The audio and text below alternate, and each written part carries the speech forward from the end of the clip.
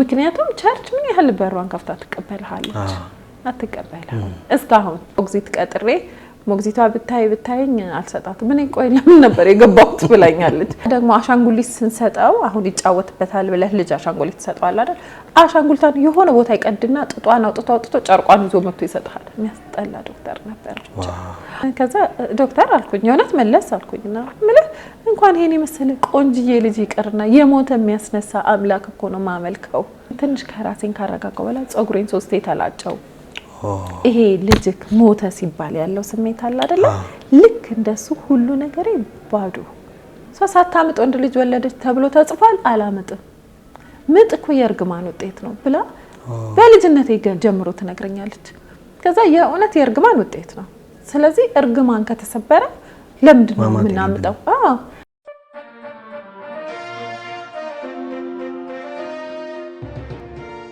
ሰላም እንደምን አላችሁ የተከበራችሁ የተወደዳችሁ ተመልካቾቻችን እንደገና ዛሬም ደግሞ በሌላ ርዕሰ ጉዳይ ከሌላ አዲስ እንግዳ ጋር ፕሮግራም ይዘንላችሁ ቀርበናል እንድትከታተሉን እንጋብዛችኋለን እንግዳችን እንኳን ደህና መጣሽ እንኳን ደህና ቆየ እስቲ ራስሽን አስተዋውቂ ራሄል አባይነህ እባላለሁ የሶስት ጎረምሶች እናት ነኝ እና የነህሚያ አውቲዝም ሴንተር መስራችና ዳይሬክተር ነኝ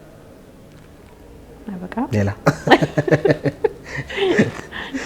ኦኬ ሪቺዬ እንኳን ደህና መጣሽ በድጋሚ ወደ ፕሮግራማችን አንቺ በመካከላችን ስላለሽ በጣም ደስ ይለናል ካንቺ ብዙ የህይወት ጉዞ ብዙ ነገር እንማራለን ብዬ ነው ተስፋ ማደርገው ጠንካራ ሴት ነሽ ስኬታማ ሴት ነሽ ከሜሲ በላይ ሽልማቶችን በመሰብሰብ ትታወቂያለሽ እና እስቲ እንደው ከዛን ጀምር እንደው በየቦታው እየሄድሽ ሽልማት መሰብሰብ ሆኗል ስራሽ ከቅርብ ጊዜ በኋላ ምንድነው ከየት መጣ ብለሽ ታስቢያለሽ ይሄ ሪኮግኒሽን እና ብትጠቅሻቸውም ደግሞ ደስ ይለኛል የት እንደነበሩ እንግዲህ ያው የሩጫ የድካም ውጤት ነው አይደለ የሆነ ሰዓት ላይ የሮጥክበት የሆነ ሰዓት ላይ ዋጋ የከፈልክበት ነገር መጨረሻ ላይ ክሬዲት ይኖረዋል ማን ያሮጥንበትን ነገር ነው መጠበቅ የሌለብን እና እኔ ነህሚያን ከከፈትኩ እንግዲህ ይሄን ሁሉ ነገር ልናገኝ የቻለው ነህሚያ አውቲዝም ሴንተርን በመክፈቴ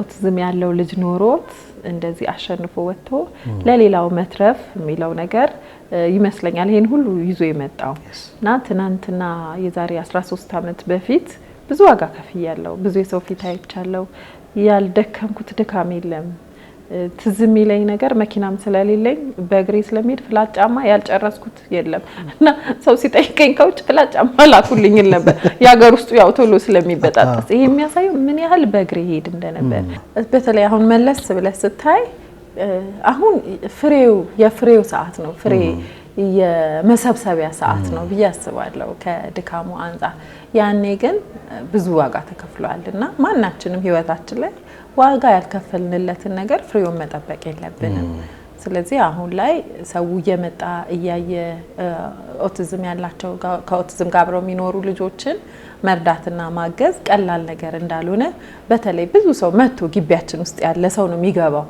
ዝም ብዬ ሰው ቢሮ ሄጄ ሳወራ ወይም ለሰው ሳወራ አንደርስታንድ ላያረግ ይችላል ትንሽ ያረጋል ግን አንደርስታንድ ማድረግ እንዳለበት አይደለም ያረጋው መጥቶ ያዩ ሰዎች ደግሞ ለዛ ይሄንን ብናደርግ በማለት ተለያየ ሽልማት ይሰጡናል ለዛ ነው እንግዲህ እኔ ምስክር ነኝ ያሉበት ሁኔታ አይቻለው የግቢውን ሁኔታ አይቻለው በጣም በምቾት በጣም በጽዳት ነው የተያዙት ልጆቹ እና ደግሞ ያሳዩ ያሉትም ውጤት ደግሞ በጣም አስደሳችና አንዳንዱ ሚራክል የሚያሰኝ ነው እና እውነትሽን ነው የሥራ ውጤት ነው ሽልማቱና በጣም ጎበዝ ነሽ ሪቺ እስቲ አስታውሽን ከ13 አመት በፊት ይመስለኛል ከ13 አመት ሆኖታል ይመስለኛል ስትጀምሪው አሁን 13 አመት ከ6 ወር ገደማ ሆኗል እስቲ አሁን በናታን መወለድ ምክንያት ነው ወደዚህ ውስጥ የገባሽው እና እስቲ ከናታን በፊት የነበረሽን ላይፍ አስታውሽን ምን አይነት ነበርሽ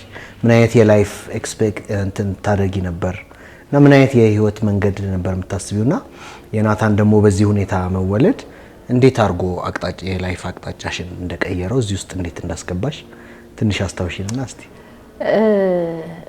በልጅነቴ ያው ቸርች ውስጥ ነው ያደኩት የክርስቲያን ቤተሰብ ልጅ ነኝ በጣም ከሚጸልዩ ቤተሰቦች ነው የተገኘሁትና ብዙ ሃይ ስኩልም ኤሌመንተሪም ሆኜ በጣም እንደዚህ ነገር መንፈሳዊ ነገር ላይ በደንብ ነው የተማርነው። ጌጃ ቃለ ሕይወት ተማሪ ነበርኩኝና ሳትፈልግ ነው መጽሐፍ ቅዱስ ፔሬድ ራሱ ያለው። ግን ትንሽ ፈጣን ረባሽ አይነት ልጅ ነበርኩና በቀን ሳልገረፍ ወደ ቤት ማልገባ በተለይ ጌጃ ቃለ ሕይወት ስማር በጣም ረባሽ ነበር። ኮላጅ አምጪ ነው፣ መረበሽ ነው፣ ማስቸገር ነው፣ እንደሱ አይነት ነገር ነበረኝ። ፍጥነት ነገር ነበረኝና ሃይ ስኩልም ስገባ እንደዛው። ግን ሃይ ስኩል ያው እድሜ ትንሽ ሲጨምር ምን ሆናለው የተቸገረ ሰው ሳይ ምናምን ማለፍ አልችልም። በቃ ይሄ በተፈጥሮም ያለህ ነገር ያዘነ ሰው አሁን መታ የሆነ ነገር ሆንኩ ብለህ ብታለቅስ አብሬ ያለቅሳለሁ። እንደውም ልብስ እችላለሁ። በጣም ስስ ነበርኩኝና ግን ያንን ዘመን ሳሳልፍ በጣም ብዙ ሰው ተማሪ ምወድ አስተማሪ ማከብር ብረብሽም ረብሻው እንዳለ ሆኖ እነዚህ ነገሮች ነበሩኝና አስተማሪ በጣም ይወደኝ ነበረ። ሃይ ስኩል እስክጨርስ ድረስ ብዙ አስተማሪዎችና አሁን ሲያዩኝ አንቺ እኮ ትክክለኛ ቦታሽን ያገኘሽው ይሉኛል። እና ምንድነው ቻሪቲ ውስጥ ገባለሁ ብዬ አስቤ አላውቅም። እንደገና አሁን ልጅ መውለድ የሚባለው ነገር ላይ 10ኛ ክፍል ተማሪ ወይ 11ኛ ክፍል ሆኜ ትዝ ይለኛል። አንዲት የቤት ረዳት ልጅ ጥላ የሮጠች ስትወጣ እኔና ጓደኞቼ መንገድ ላይ ይሄድን ነበረና ልጁ ሲጮህ እሷ የሮጠች ስትመጣ እኩል ሆነብን እና ያዝናት ይዘናት እኛም ጮህን። ከዛ ወደ ሰፈር ሰው ወጣ። የእውነት ለካ አንኮኳ አርጋው እያጫወተችው ወድቆባታል እና ልጁ ህይወቱ ወለው አለፈ። ያንን አይተናል። ከነ ጓደኞቼ ነበርኩኝና ልጅ አልወልድም አልኩ። ከወለድኩ ደግሞ ራሴ ቁጭ ብዬ ነው ማሳድገው። ለምን ያ አጋጣሚ ያቺ አንድ ቀን ያን ነገር እንዳያደርጉኛል። ልጁን አይቻለሁ። ፖሊስ እስኪመጣ ትምህርት ቤት ማለት ነው። በቃ ተያያዝን። እሷንም ይዘናል እና ከባድ ነበር። ደግሞ በልጅነት አይምሮ ሲሆን በጣም አስቸጋሪ ነው። ለዛ ልጅ አልፈልግም ማልኩኝ። በቃ ኃላፊነቱ በጣም ከባድ ነው። ከዛ ደግሞ ግን ከወለድኩኝ ራሴን የማሳድገው በረዳት አላሳድግም ብዬ ቃል ገባሁኝ። ያው እግዚአብሔር ያለልህን ነው የምትኖረው። ከዛ በኋላ ትዳር ያስኩኝ። ቶሎ ነው ያገባሁት። 12ኛ ክፍል እንደጨረስኩ ቶሎ አገባሁ። 3 ወንዶች ልጆች ስወልድ 3ቱንም በቤት ቁጭ ብዬ ነው። አንዳንዴ ጸጉር ቤት አልሄድም። አንዳንድ ጊዜ በቃ ገብተዋል እንደ ደንበኛ እናት ሆኜ ነው 3ቱንም ያሳደግኩትና እንደው ሞግዚት ቀጥሬ ሞግዚቷ ብታይኝ አልሰጣትም። ምን ቆይ ለምን ነበር የገባሁት ብላኛለች። ምክንያቱም በቃ አላምንም አንዴ አይምሮ የተረበሸ በልጅነትሽ ያየሽው ነገር ተቀርጿል። ስለዚህ በዛ የተነሳ ራሴ ልጆቼን ቤቴ ቁጭ ብዬ ያሳደግኩ እናት ነኝ። ሃይስኩልም ድራማ ሰራለሁ፣ በጣም ድራማ ሰራለሁ፣ ግጥም ጽፋለሁ። ሁልጊዜ ትዝ ይለኛል ጌጃ ቃለ ሕይወት ማርያም እያረጉ ያሰሩኝ ነበር ትምህርት ቤት ሰራ እና እንደዚህ አይነት ደስ የሚል ልጅነት ነበረኝ። በጣም ጥሩ ጊዜ አሳልፌያለሁ ከሁሉም ጋር። የብዙ ሰው ጓደኛ ነኝ። ቶሎ ሰው ግባባለሁ፣ ሰው ቶሎ ቀርባለሁና ብዙ ወዳጅ አትርፌያለሁ ብዬ አስባለሁ። እንደሱ አይነት ማንነት አለኝ። ኦኬ ናታን ስትወልጂው የልዩ ፍላጎት ያለው ልጅ ሆኗል እና እሱን ያወቅሽበት አጋጣሚ እንዴት ነበረ? እና ደግሞ የዛኔ ያው አዲስ ነው ነገሩ፣ እንዴት ተቀበልሽው? ምን አይነት እርምጃ ወሰድሽ? ምን አይነት ስሜት ውስጥ ነበርሽ የሚለውን እስቲ መቼም ከባድ እንደሚሆን ገምታለሁ። ምክንያቱም ኤክስፔክት ማታደርጊው ነገር ነው የሚሆነው። ምን ነበር እስቲ የነበርሽበትን ሁኔታ እስቲ አስታውሽ። እንግዲህ እንዳልኩ በእኔ ቤት ለማስጣል ነበር አይደል ቤት የተቀመጥኩት። ምንም ነገር ልጅ ላይ እንዳይመጣ ነበር። ምንም ነገር ለምን ካየሁት ነገር የተነሳ ራሴ ያሳድጋለሁ ስትል ሁሉን ነገር ግን ልጅ እግዚአብሔር ነው የሚያሳድገው። የእውነት የገባኝ ነገር ኢቭን ቸርች ሁሉ እሑድ መሄድ እስኪያቅተኝ ልጆቼን ለማንተቼ ሲሄድ በተለይ ትልቁ ልጄ በጣም ረባሽ ነበረና ቸርች አንድ ጊዜ ሰዎች ዞር ብለው እንደው ለምንድን ነው ልጅ ይዘሽ የምትመጪው? በጣም በጥባጭ ነበር። እሱ ደግሞ ኤክስትሪምሊ ሄደ በጥባጭ ነበር። ሰውም ከምረብሽ ብዬ በዛው ቀረ። ሁለተኛ ልጅ ወለድኩ። 3ኛ ልጅ ብዙ ጊዜ አልሄድም እና እያልኩ ራሴ ነበርኩ ተንከባክቤ ማሳድጋቸው። ግን አንዳንድ ጊዜ ከኛ እንትን በላይ የሆነ እኔ አንዳንድ ጊዜ ሳስበው ጣዖት ሆኖብኝ እንደ ልጆቼ የምልበት ጊዜ አለ። ምክንያቱም ምንም አልሰጥም ነበር። ራሴ ሁሉን ነገር አድርጌ ነው ያሳደግኩት። እና ኖንዬም ሲወለድ ድሮ እኛ ቤት ምን የሚል ነገር አለ መሰለ፣ ሳታምጥ ወንድ ልጅ ወለደች ተብሎ ተጽፏል ኢሳይያስ 58 ላይ የሆነ ቦታ ላይ እና ሳታምጥ ወንድ ልጅ ወለደች። አለማማጥ ይቻላል እንዴ? የእውነት ይሄን ቃል አስበነው እናውቃለን? ከዛ እኛ አንድ ጎረቤት ነበረችን በጣም መንፈሳዊ ሙሉ ወንጌል ኳየር ናትና እሷ ሳታምጥ ወንድ ልጅ ወለደች ተብሎ ተጽፏል። አላምጥም ምጥ እኮ የእርግማን ውጤት ነው ብላ በልጅነቴ ጀምሮ ትነግረኛለች። ከዛ የእውነት የእርግማን ውጤት ነው። ስለዚህ እርግማን ከተሰበረ ለምንድን ነው የምናምጠው? ከዛ በኋላ እቤት መታ ቁም ሳጥን ላይ ባኞ ቤት ላይ ለጥፋ ሄደች ሳታምጥ ወንድ ልጅ ወለደች የሚለው። ከዛ የእውነት ናዲዬን ትልቁ ልጄን ስወልድ አላማጥኩ ማለት ይቻላል በጣም በትንሽ ደቂቃ። ሁለተኛ ልጄን ስወልድ ለ6-5 ጉዳይ አድሚት አረጉኝ። ኮሪያ ሆስፒታል ነው የወለድኩት። 6:20 ወልጃለሁ። እንግዲህ አስበው በ25 ደቂቃ ውስጥ ወልጄ ጨርሼ ሰዓት ያየሁበት ሰዓት ነው። በጣም ፈጣን ነበር። ሁለተኛው ሶስተኛውን ልብሴና ልጄን የተለያየው። ምክንያቱም የእውነት እኔ የእግዚአብሔር ቃል ይሰራል ብዬ አምናለሁ። ስለዚህ ያንን በማየት በመደጋገም በዛ የተነሳ አሁን አንዳንድ ሰው ምጥ ላይ የሆነ ነገር ገጥሞሽ ይሆናል ምናምን ይላል አይደል? ነው እኛ ቤት ምጥ የለም። ስፔሻሊ የኔ ጋር የለም። እህቴ አምጣኝ ወለደች በጣም ተሰቃይታለች። እምነት ሰርቷል ወይ ማለት ትንሽ ከባድ ነው።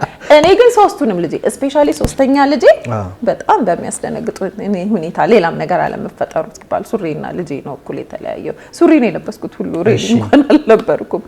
ስለዚህ በዛ መሀከል ነው እንግዲህ ኖንዬ የተወለደው። ኮሪያ ነው የተወለደው።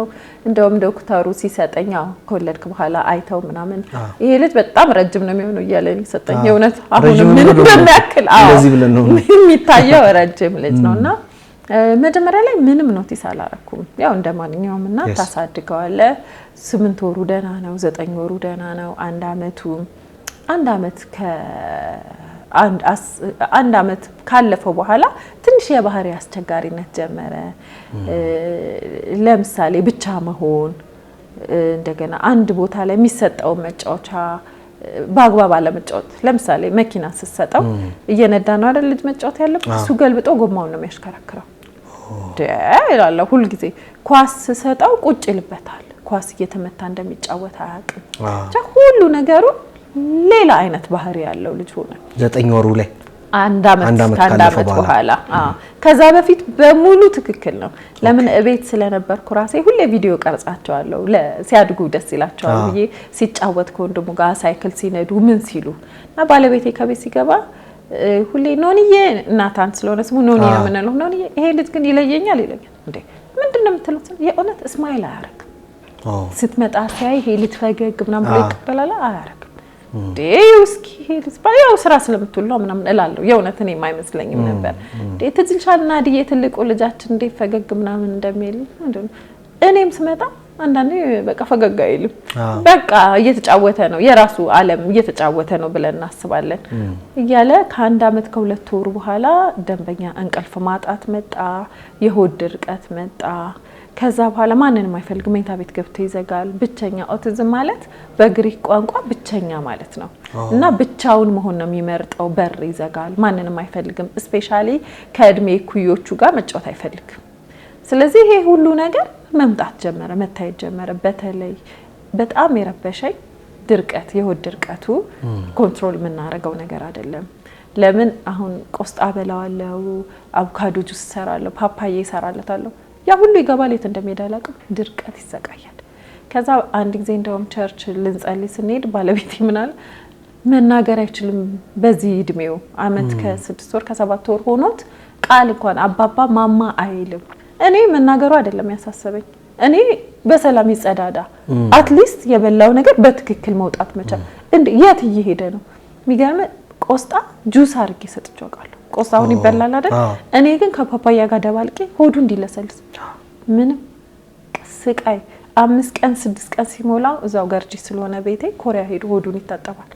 በቃ አሁን ጭንቀት በቃ ሙሉ ቀን ሶፋውን ዳር አረግለትና በተለይ 3 ቀን ሲያልፈው እሱም ይጨነቃል።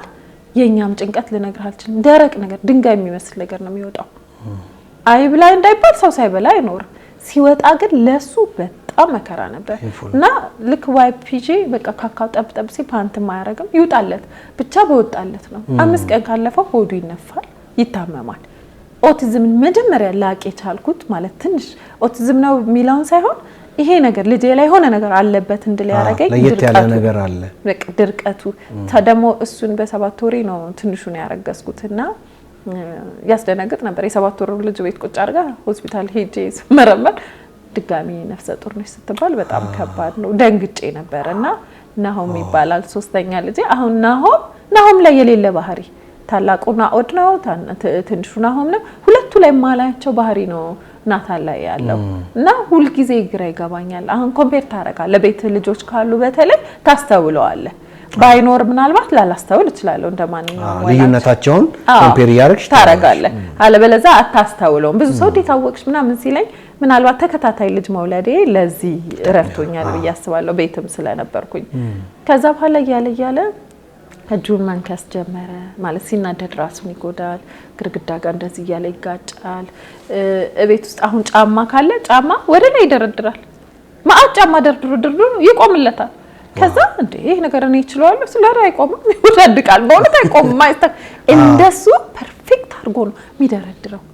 ኧረ ይሄ ነገር እንዴት ነው የሚደረድረው? ከዛ ታላቅ ወንድሙን ጠርቼና እስኪ ደርድር። እሱም አይችልም። ሁላችንም ማንችለው ነገር እሱ ይችላል። ከዛ ደግሞ አሻንጉሊት ስንሰጠው አሁን ይጫወትበታል ብለህ ልጅ አሻንጉሊት ትሰጠዋል አይደል? አሻንጉሊቷን የሆነ ቦታ ይቀድና ጥጧን አውጥቶ ጨርቋን ይዞ መጥቶ ይሰጣል። ባዶ ጨርቅ ሆነ ጥጧ የላትም። እና እንደዚህ አይነት ልጅ አሁን የለም። ከሌሎች ልጆች በተለየ መንገድ ነው እሱ ራሱን የሚያጫውትበት አቅፎ ምናምን ይሄ እንትን ወይ የጎተተ የለም። በቃ ያችን ጥጣ አውጥቶ እሷን ወርውሮ ጨርቋን ባዶ ደግሞ አምጥቶ የሚሰጠው ነገር አለ። አምጥቶ ሲሰጠው ያስደነግጠኛል። ከዛ በኋላ ሆስፒታል ተወስዷል። የሆድ ድርቀቱ ብለን ወሰድነው። በእድሜው ቃላት ማውጣት አልቻለም። እንቅልፍ የለውም ቶታሊ። መጨረሻ ላይ በተለይ ከ24 ሰዓት ውስጥ 4 ሰዓት ብቻ ነው የሚተኛው። ማታ 5 ሰዓት አስተኛዋለሁ፣ ሌሊት 9 ሰዓት ሰው እንደቀሰቀሰው ይነሳል። እና ምንድነው በጨለማ አይኑ ያያል።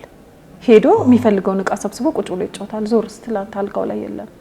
እዛ እንደገና መብራት አብርተህ ስትሄድ ቁጭ ብሎ እየተጫወተ ነው እሱ። ይሄ ሁሉ ነገር ተፈጥሮ ዶክተር ጋር ግን ስትሄድ ምንም የለበትም፣ ምንም ጤነኛ ልጅ ነው ያለሽ፣ ምንም እንትን የለበትም እያለ ይመልሳል። ብዙ ዶክተሮች ጋር ሄደናል። ያልደረስ ከ1 አመት ከ2 ወሩ እስከ 2 አመት ከ8 ወሩ ድረስ በጣም ብዙ ዶክተሮች አይተናል። እዚህ ሀገር አለ የሚባል ዶክተር ምንድነው ያተረፉት? ራስ ምታት።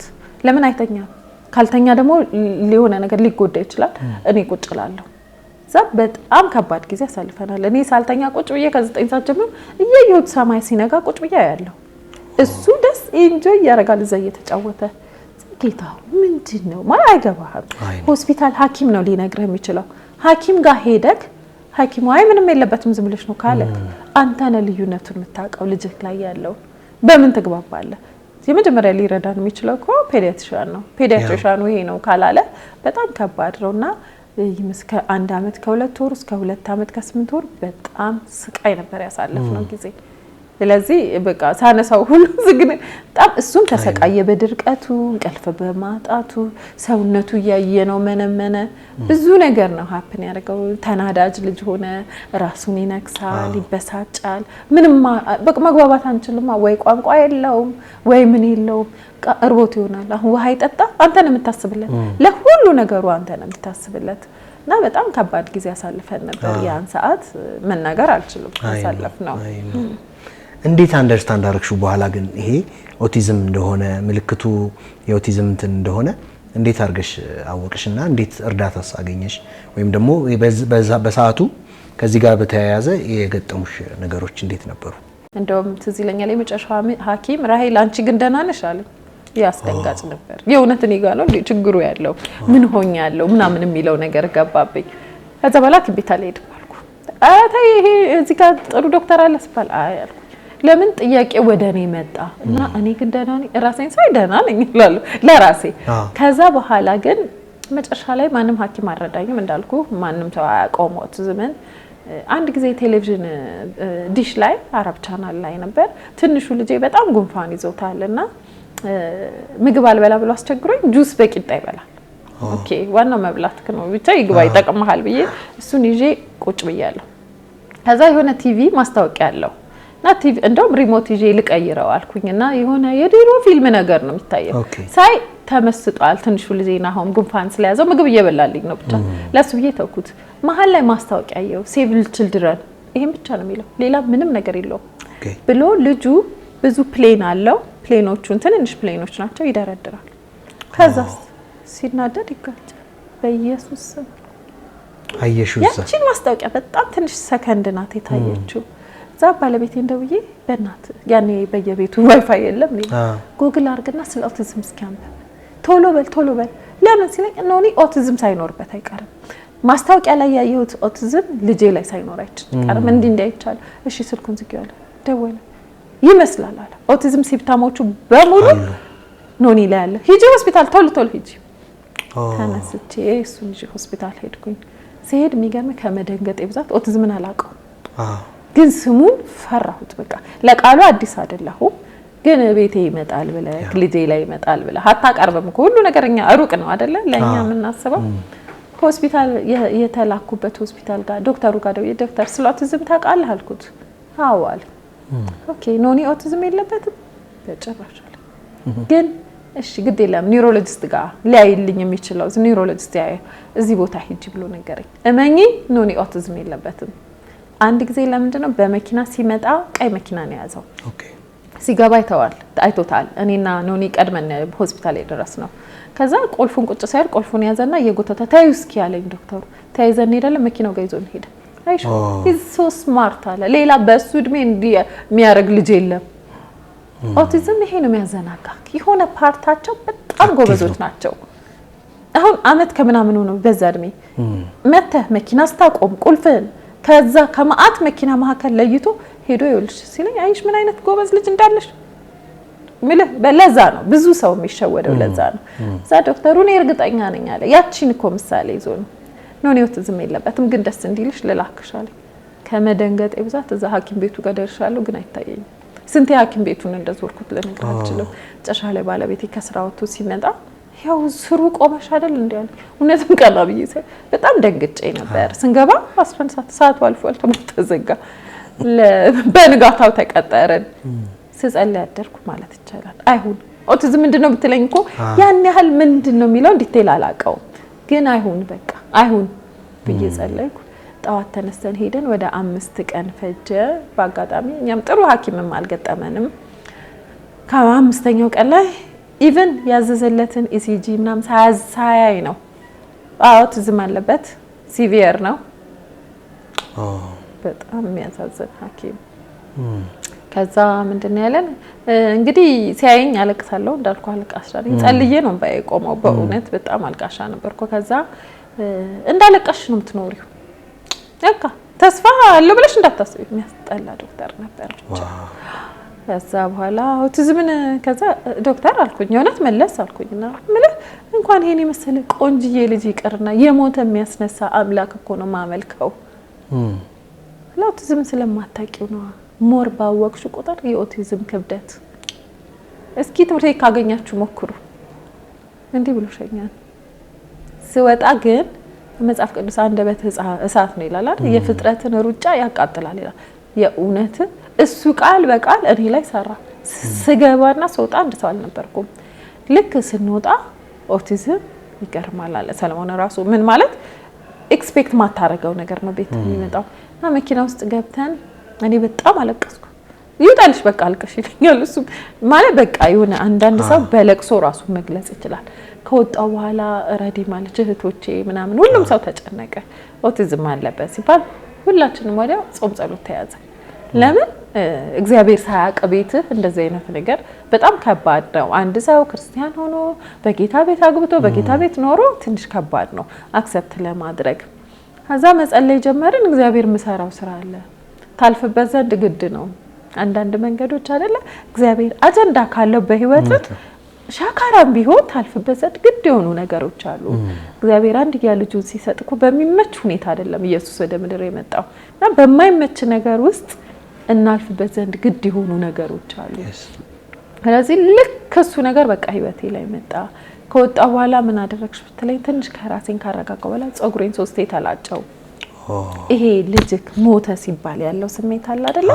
ልክ እንደሱ ሁሉ ነገር ባዶ እና በቃ ጸጥ ይሄ ድሮ መለፈልፈው መጫወት ሙሉ ለሙሉ ጠፋ በቃ የለም ማስበው ወደፊት ምንድነው የሚሆነው ይሄ ልጅ ዛሬ ላይ አንተ አለት ይዟል ነገስ ነገን መፍራት ታውቃለህ ነገን መፍራት ነገን መሸሽ ከዛ በኋላ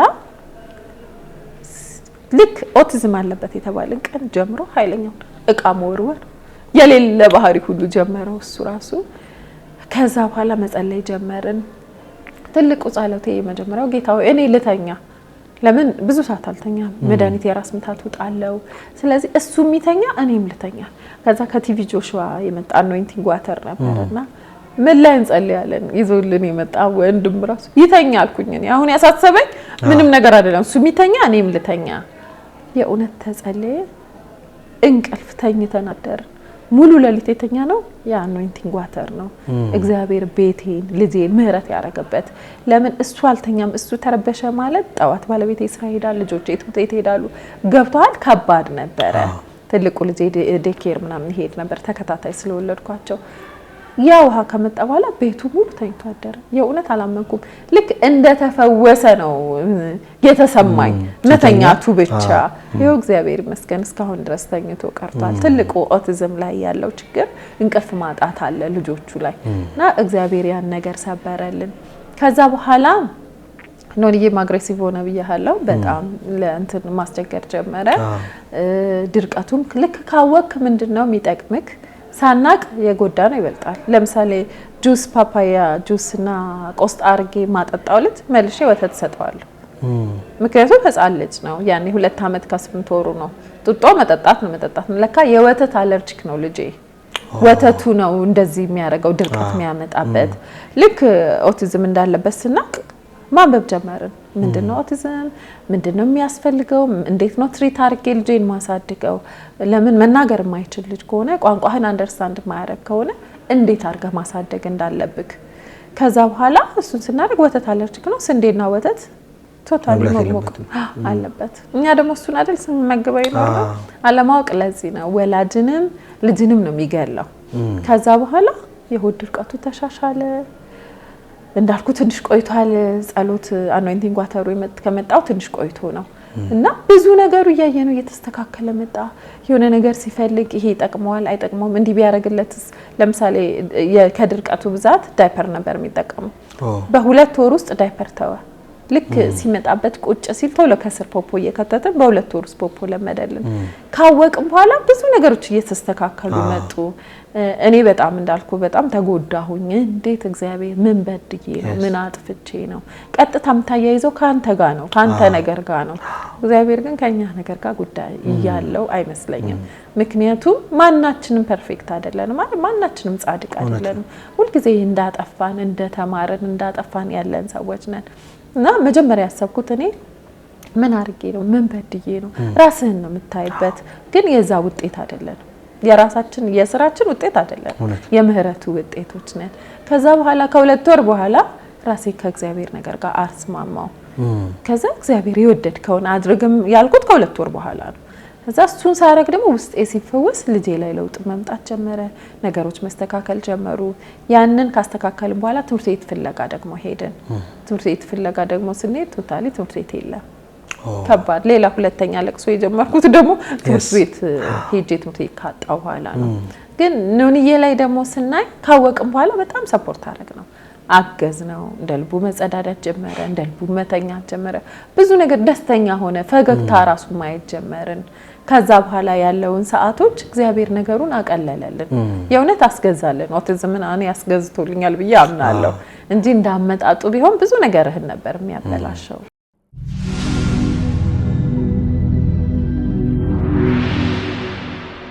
ጸሎት ሄደሽ ሀፕን ያደረገውን ነገር ከዚህ በፊት አጫውተሽኛል። እሱን ብናነሳው ደስ ይለኛል። ከዛ ደግሞ ትምህርት ቤት እሺ አጣሽ። ከዛስ እንዴት ሆነ? እንዴት አለፍሽው ያንን አስቸጋሪ ጊዜ? እስቲ አስታውሽ። ከቸርቹን ጀምርና በጣም ኢምፖርታንት ስለሆነ መንሳት አለብን ብዬ ክርስቲያን ስለሆንኩ እንግዲህ የመጀመሪያው ያው ልትሄድ የምትችላለን ከሆስፒታሉ እኩል ቸርች ሄድ ነው ያልጸልይለት ይሄንን አርጉልን ያላልነው የለም። እንደውም አንድ ቸርች ሄጄ እግዚአብሔር እንዲህ ብዬ እጁን ጫነና እሱ ላይ ትቶ እኔ ላይ ጫነ። ከዛ እጁን ሳባርክ ኖኒ ላይ አደረኩኝ። እንዲጸልይለት የመጣሁት ለሱ እጁን መለሰና ጸጋውን አብዛላ ሲባል ያዝ አድርጌ አገልጋዩን በቃ አይፈወስም የኔ ልጅ አልኩኝ። ለምን የኔ ጉጉት ተፈውሶ መውጣት ነው። በዛ ላይ ያኔ ኖኒዬ ድምጽ አይፈልግም፣ ጫጫታ አይፈልግም ምናምን ረብሻ። አሁን ፈውስ ቦታ ከሄድክ ብዙ ጊዜ ፈውስ አገልግሎት ያለበት ቦታ ካየ ብዙ ሰው ነው አይደል ያለው ከችግሩ የተነሳ ብዙ ሰው ይመጣል። ያ እሱን ይረብሸዋል። ቅድሚያ ሰጡኝ ማን ነው የሚሰጥክ? ማን ነው ኦቲዝምን አንደርስታንድ ያደርጋል? ሁሉም ለራሱ ጉዳይ ስለሚመጣ ሁሉም የራሱ ጉዳይ ትልቁ ነው ሁሉም እና አገልጋዩን እባክህን ነው መጀመሪያ ለምንድን ነው የሚያለም ይጸልየው ለእንትና ነው ምናምን አለኝ እና በጣም አዘንኩኝ። በመከራ እንዴት ብዬ እንደገባው እሱም ጸጋ አብዛላት ብሎ ላከኝ። ጌታው ያሬ ነገር ምንድነው በቃ እንዴት አዝኜ እንደተመለስኩ ልነግርህ አልችልም። አንዴ ደግሞ ትዝ የሚለኝ አንድ ቸርች ሄጄ ሲሯሯጥ ነበር እኔና አብራኝ የምትረዳኝ እህት ነበረች። በጣም ነው እኔን ያሳደገችና አብረን ሄደን እዛ ትዝ የሚለኝ አስፋልት ዳር ነው ቸርቹ። ዝናብ ስለዘነበ በሩ ተዘግቶ ነበር። አለቀቅ ነው ያው ያስቸግራል ይሮጣል ምን ይላል። የሆነ ሰዓት ላይ ለካ በር ተከፍቶ መሀል አስፋልት ላይ ቆሟል። ቸርቹን በሩጫ እንዴት ብዬ እንዳቋረጥኩት እኔ ነኝ የማውቀው። እኔ ሮጣለሁ፣ አብራኝ የምታግዘኝ እህት ትሮጣለች፣ ፓስተሩ ሮጠ። ሶስታችን ቸርቹ ላይ ሮጠን ስንወጣ አስፋልት ላይ እኔ መኪና እንዴት እንዳልመጣ አላውቅም። እዛ ይዤ ስገባ ምንድነው ሲለኝ ኦቲዝም አለበት ስለ ብሎ ይገባ ለመጸለይ እንኳን ፍላጎት አልነበረው። ምናልባት ያውቀዋል የአይምሮ እክል እንደሆነ ባያውቀው ነው ምንድነው ኦቲዝም ምናምን ብሎ ሁሉ ይጠይቃል ብሎ ተነስቶ ገባ። ሁለተኛ ቸርች አልሄድም ለመጸለይ ለማዘን ለልጆቹ እንዴ ፈውስ ከእግዚአብሔር ነው ያንተ ነው እንዴ ማንተ ልምምድ እኮ አይደለም ከእግዚአብሔር አሸንዳ አይደለን እንዴ በቃ ትቶኝ ገባ ሄደ። እኔ በቃ ቸርች አልሄድም አልኩ። እንዴት ስብር እንደሚያደርጉ ገና ኦቲዝም አለበት ስትላቸው ማንም ለመጸለይ ፈቃደኛ አይደለም። ስለዚህ በቃ እግዚአብሔር ያልኩኝ የመጨረሻው ጸሎቴ እጅህ የትም ቦታ ትሰራለች ልጄን እቤቴ አግኘው ከዚህ በኋላ ምንም ቸርች አልሄድም። ቸርችም ሄዶ ለመካፈል ያው ሃይፐር ስለሆነ ሊቀመጥልህ አይችልም። ስለዚህ የኔ ነገር እቤቴ ያልቃል ማለት ነው። ማንም አንደኛ ቤተክርስቲያን አብዛኛው ለእንደዚህ አይነት ልጆች የተዘጋጀ ሰንዴይ ስኩል የላትም። ስታመጣ አታምጣው ይላል አፋቸው ሞልታ አታምጡት ይባላል። እንደዚህ አይነት ልጅ ይረብሸናል ብለው ነው የሚያስቡት። ልጁ መጸለይ ያለበት ልጁ እንትን መሆን አለበት እንደማንኛውም ልጆች እንደሱ የሚል ቸርችማ የለም በጭራሽ። ስለዚህ በዛ የተነሳ ቸርች ቶታሊ አቆምኩኝ።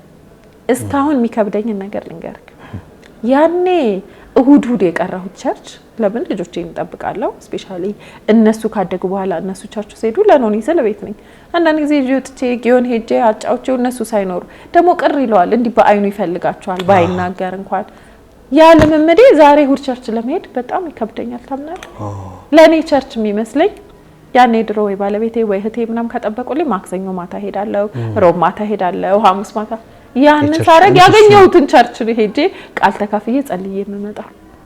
ለምን ብዙ ዘመን ቁጭ ብያለሁ ቤት ውስጥ ልጄን ይዤ እና ያለምምድ ዛሬ ላይ እንዴት እንደሚከብደኝ ልነግርህ አልችልም።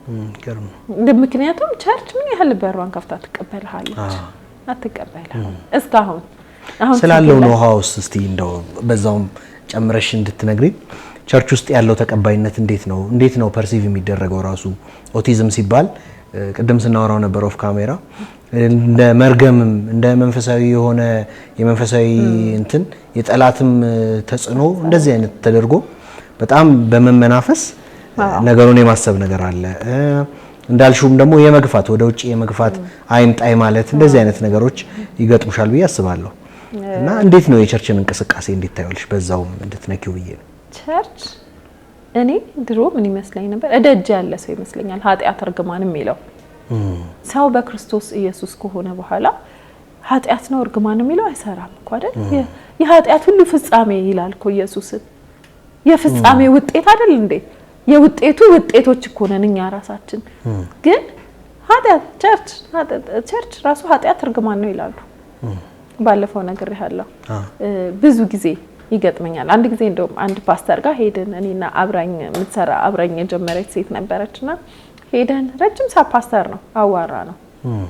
ከዛ በኋላ ነገር ነው ምናምንና ይሄ እኮ በጾምለት መውጣት ያለበት ነገር ነው አለን። ደስ ይለናል የእውነት ምንም ይሁን አጋንንትም ይሁን በሽታም ይሁን ዋናው ፈውሱ ላይ ነው ትኩረት የምናደርገው። የፈለገውን ስም ስጠው ግን ልጄ ነፃ ይውጣ። ከዛ ሰማን አዳመጠንና መጨረሻ ላይ በቃ ጾም ጸሎት እንይዛለን። ግን እንዴት ነው የሚያደርገው ብሎ ይጠይቀናል 10 ጊዜ። ከዛ በአጋጣሚ እንደዛ በጣም ማለት ደስ የማይል ንግግር ነው የተናገረው። ትንሽ ከባድ ነው እናት ሆነ ስትሄድ በተለይ እና ይሄ ልጅ እንደመፍታት ትምህርት ቤት እንክፈት ትላላችሁ እንዴ ስንት የታሰረ ሰው በጣም አመናፈሰው እንዳልከኝ በጣም ኦኬ ምንም ችግር የለውም ፓስተር አልኩት። ጾም ጸሎት እንይዛለን ይዘነው እንመጣለን ታገለግለናለህ ምንም ችግር የለውም። ከዛ አብራኝ የነበረችው እህት በጣም ብዙ ትልቅ ቸርች የምታገለግል የድሮ ክርስቲያና ትልቅ ሰው ናትና አንተ ልጆች ግን አሉክ ስለው እኔ ልጅ የለኝም ካገባው 10 አመቴ ነው አለ። ለዛ ነው ያ አንደርስታንድ ያላረገን የእውነት ማለት የሚናገረው ንግግር እንኳን ለእናት አይደለም ለማንም ሰው ማይናገረው ንግግር ነው። ደግሞ እንደዚህ አይነት ልጅ አለኝ ብላችሁ ታወራላችሁ በጣም ከባድ ነበር። ከዛ እሷ ምን አለችው ምናልባት አንተም ከስጦታው ጎልሃል ማለት ነው ልጅ እግዚአብሔር ስጦታ ለምን ጎደልኩ ብለ ጾም ጸሎት ይዘጸልያል አለችው። አይ ምልሽ እኮ አለ ኖ አየክ ካገኘውክ አለችው። ኃይለኛ ናት በጣም ስትናገር በጣም ሰውን ተርት ታረጋለህ። ለራሴ ብለህ አስበህ ተናገር። አንተን በዚህ ዙሪያ ብናገር እኔ 3 ልጆች አሉኝ ከሱ ጋር 4 ናቸው። ራሄል 3 ልጆች አሏት ከሱ ጋር አየህ እኛ አላልንህም ይሄን አንተ ጋር የሚመጣ ያንተን አገልግሎት የሚፈልግ ሰው ላይ የምትናገረውን አንደበት መጠንቀቅ አለብህ። አዎ እሱማ ከዛ በኋላ ነው የተረጋጋው እንጂ በመጀመሪያ ለምን መጣው እስኪባል ድረስ ከዛ ጸልያለን በቃ ልጆቹ ምን ጸልያለን ምናምን አለና ያው እንግዲህ ሲመቸኝ ደውልላችኋለሁ ብሎ ሸኛል። እና ለኔ አስደንጋጭ ነበር የእውነት ፓስተር ትልቅ ቤተክርስቲያን የሚመራ ሰው ነው ያንን አይነት ንግግር የተናገረው። ኦኬ ለካ ቸርች ምን ታስባለች አልኩኝ። ለምን እኔ ልጄ ለካውቲዝም ሲባል በኃጢአት ማለት ራሴ እግዚአብሔር ወይ ምናምን ብያለሁ ግን የኃጢአት ሙሉ ለሙሉ አፌ ሞልቼ የኃጢአቴ ውጤት ነው አልለው። እግዚአብሔር ልጅ ሲሰጥ ያንተን ኃጢአት ማካካሽ አይደለም የእውነት የራስህን እኮ የዘራኸውን ታጭዳለህ የተባልከው አንተ ነህ እውነት አይደል? ስለዚህ እንዴት ነው ልጄ እንደዚህ የሚሆነው ብቻ ወጣው። ከዛ ቸርችም እንደዚህ ብሎ ያስባል ህዝብ ሁሉ የሷ ደግሞ ትልቅ ልጅ ነው ህዝብ ሁሉ ነው የሚያስበው። ትግሉ ያለው ቤተክርስቲያን ጋር ነው። ኦኬ ስለዚህ መድረክ ይስጡንና እናስተምር። የሚጸልይልን ሰው ይጸልይ። ለምን ብዙ ልጆች ኦቲዝም የተያዙ ልጆች እየተወለዱ ነው ያሉት። ስለዚህ ቤተክርስቲያንን ብለን አብያተ ክርስቲያናት አስፈቅደን ነው እንግዲህ ቸርች ሁሉ ሄድ ነው። በጣም ብዙ ቸርች ሄደናል። ከዛ ውስጥ 3 ነው 4 ነው ምላሽ የሰጡ አብዛኛው ፈቃደኛ አይደለም። ኢቭን መድረኩ ላይ ወተን ለማስተማር ህዝቡን ለምሳሌ እኔ የኦቲዝም ልጅ አለኝ እንደዚህ ነው እንደዚህ ብዬ ብናገር መድረክ ለመስጠት እንኳን ፈቃደኛ አይደሉም። ግን መድረኩን እነሱ ለሚያውቁት ሰው ለሚፈልጉት ሰው ሲሆን ሲጠቀሙበት ታያለ። ለብዙ ለተለያየ ነገሮች መድረክ ሲከፈት እናያለን። ግን ይልክ ኦቲዝም ያላቸው ልጆች ወላጆች ነን ብለን ስንሄድ ግን ቶታሊ በሩ ዝግ ነው። እና በጣም አስደንጋጭ ነበር። እኛ ቤተክርስቲያናት ቄስ አለሙ ሼጣ በህይወት ያሉ ነው ለሁሉም ቤተክርስቲያን ተባበሯቸው ተብሎ ደብዳቤ ተጻፈው። ያንን የሚያክል እሳቸው ተባብረው ከስር ያለው ሰው ግን ፈቃደኛ አይደለም። እኔ በጣም ማመስገን ፈልጋቸው ጥቂት ቸርቾች አሉ። ለምሳሌ ፓስተር ኢዮብ ማሞ ገና ስነግረው ምንም ችግር የለም እንዴት የተባረከ ሰው እንደሆነ ለነገ እንዴት እንዳበረታታኝ ጎበዝ እናት እሰይ እንደዚህ አይነት እናት ወላጆች ያስፈልጋሉ። መድረክ ሰጠን። እንደውም መድረክ ላይ ነይና በዛ ፈንድሬዝ እናደርጋለን እከፍታለሁ ትምህርት ቤት ብለሽ የለ ለሱም ይጠቅምሻል ብሎ እንዴት እድሉን እንዳመቻቸ ትምህርት ቤቱን ሳትከፍቺው በፊት ነው ለማስተማር ሳልከፍት በፊት መድረክ ስጡን ልንከፍት አስበናል ይሄንን ስጡን ህዝቡ መማር አለበት ስለ ኦቲዝም መታወቅ አለበት ምናምን ያልኩት። በመቀጠል ደግሞ እንትና ጋር ደግሞ ሲሄድ ፓስተር አቢ ምሻው ፓስተር አቢ በር ላይ ነው ያገኘሁት ያለ ቀጠሮ ይቅርታ ጉንፋን ይዞኛል ሲል ምንም ችግር የለም በርቀት እንቀመጣለን ቁጭ ብዬ ስነቅ መቼ ላርግልሻል። ዶክተር ቤዛለም አማኑኤል ቸርች በደስታ አንዳንድ የተባረኩ ሰዎች አሉ አንደርስታንድ የሚያደርጉክ። አብዛኛው ጋር ስትሄድ ግን ምላሹ ጥሩ አይደለም የእውነት። እና እኔ ቸርች ውስጥ ያደኩ ልጅ ነኝ ብያለሁ። ቸርች ሳገለግል ነው የኖርኩትና ቤተክርስቲያን ብዙ ሰው ስትረዳ አይቻለሁ። በተለይ ጌጃ ቃለ ሕይወት ስንማር ወንጌል ይሰበካል፣ ሰዎች ይረዳሉ፣ ይታገዛሉ። ያንን እያየሁ ነው ያደኩት። ንፉጓን ቸርች ግን እኔ አላውቃት የእውነት። ያሁኗ እኮ አሁን ላይ እንደውም ትንሽ ተሻለ መሰለኝ። ያኔ ዛሬ 13 አመት ልነግርህ አልችልም። አስደንጋጭ ነገር ነበረ ለኛ። ክርስቲያን ወላጆች ነን ተነጋግረን የመጣ ነው ግን ማንም ፈቃደኛ አይደለም። በዛ ላይ አንዳንዱ ዛሬ ነገ ብለው የሚያሰቃዩት ነገር በጣም ብቻ ቤተክርስቲያን ላይ ያለኝ ነገር ኦኬ ለካ አንዳንዴ በርቀት የምታውቀው ነገር ጥሩ ነው።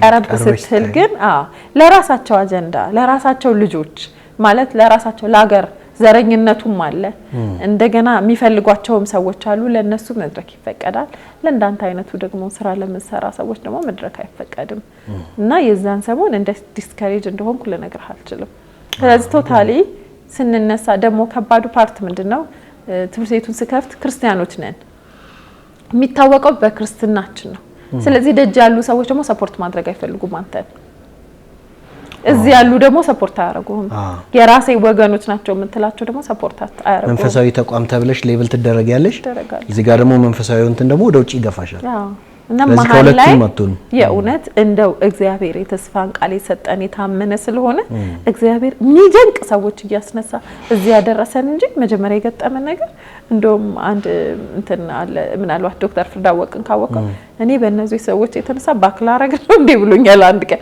ከመክበዱ ብዛት እና ትንሽ በጣም ከባድ ነገር ነበር የገጠመን ስንጀምር በተለይ ቸርች ደግሞ ስነሳ ላይሰንስ ራሱ ሳወጣ ማነው ዶነርሽ ሲባል እኔ ቸርች ውስጥ ነው ያደኩት ቤተክርስቲያን አብራኝ ትቆማለች የእውነት የነበረኝ ኮንፊደንስ ልነግርህ አልችልም ቤተክርስቲያንን ማቃት በዛ መልኩ ነበረ ስንገባ ግን ብዙ ነገር ነው ያየነው እና ትንሽ ከባድ ነው ወይ በጣም እንተን ይላል መጽሐፍ ቅዱስ ላይ አይደል ነፍሴ መለሳት ይላል ትሄዳለች ውርድ ነው የምትለው የእውነት ሂደት ትልና ምልስ ብላ ደግሞ በቃ እንዴ ስንል ነው የኖርኩት ልበልክ የሆነ ሰዓት ሰው ስታገኝ አገልጋዮችን ስታገኝ አንዳንድ ቸርች ሄጃለሁ ለምሳሌ አንዱ ቸርች ሄጄ እንደዚህ አስቤ ነው ለማለት ለማናገር ፓስተሩን ቀጥሬ ቢሮ ሲሄድ የለም እዛ ይቀርታ ፓስተር ዛሬ ቀጥረኸኝ ነበር እንደዚህ አይነት ነገር የሆነ ካፌ ነኝ ካፌ ኒኮ ማወራው የትውልድ ጉዳይ ነው እሱ ካፌ ቁጭ ብሎ ገና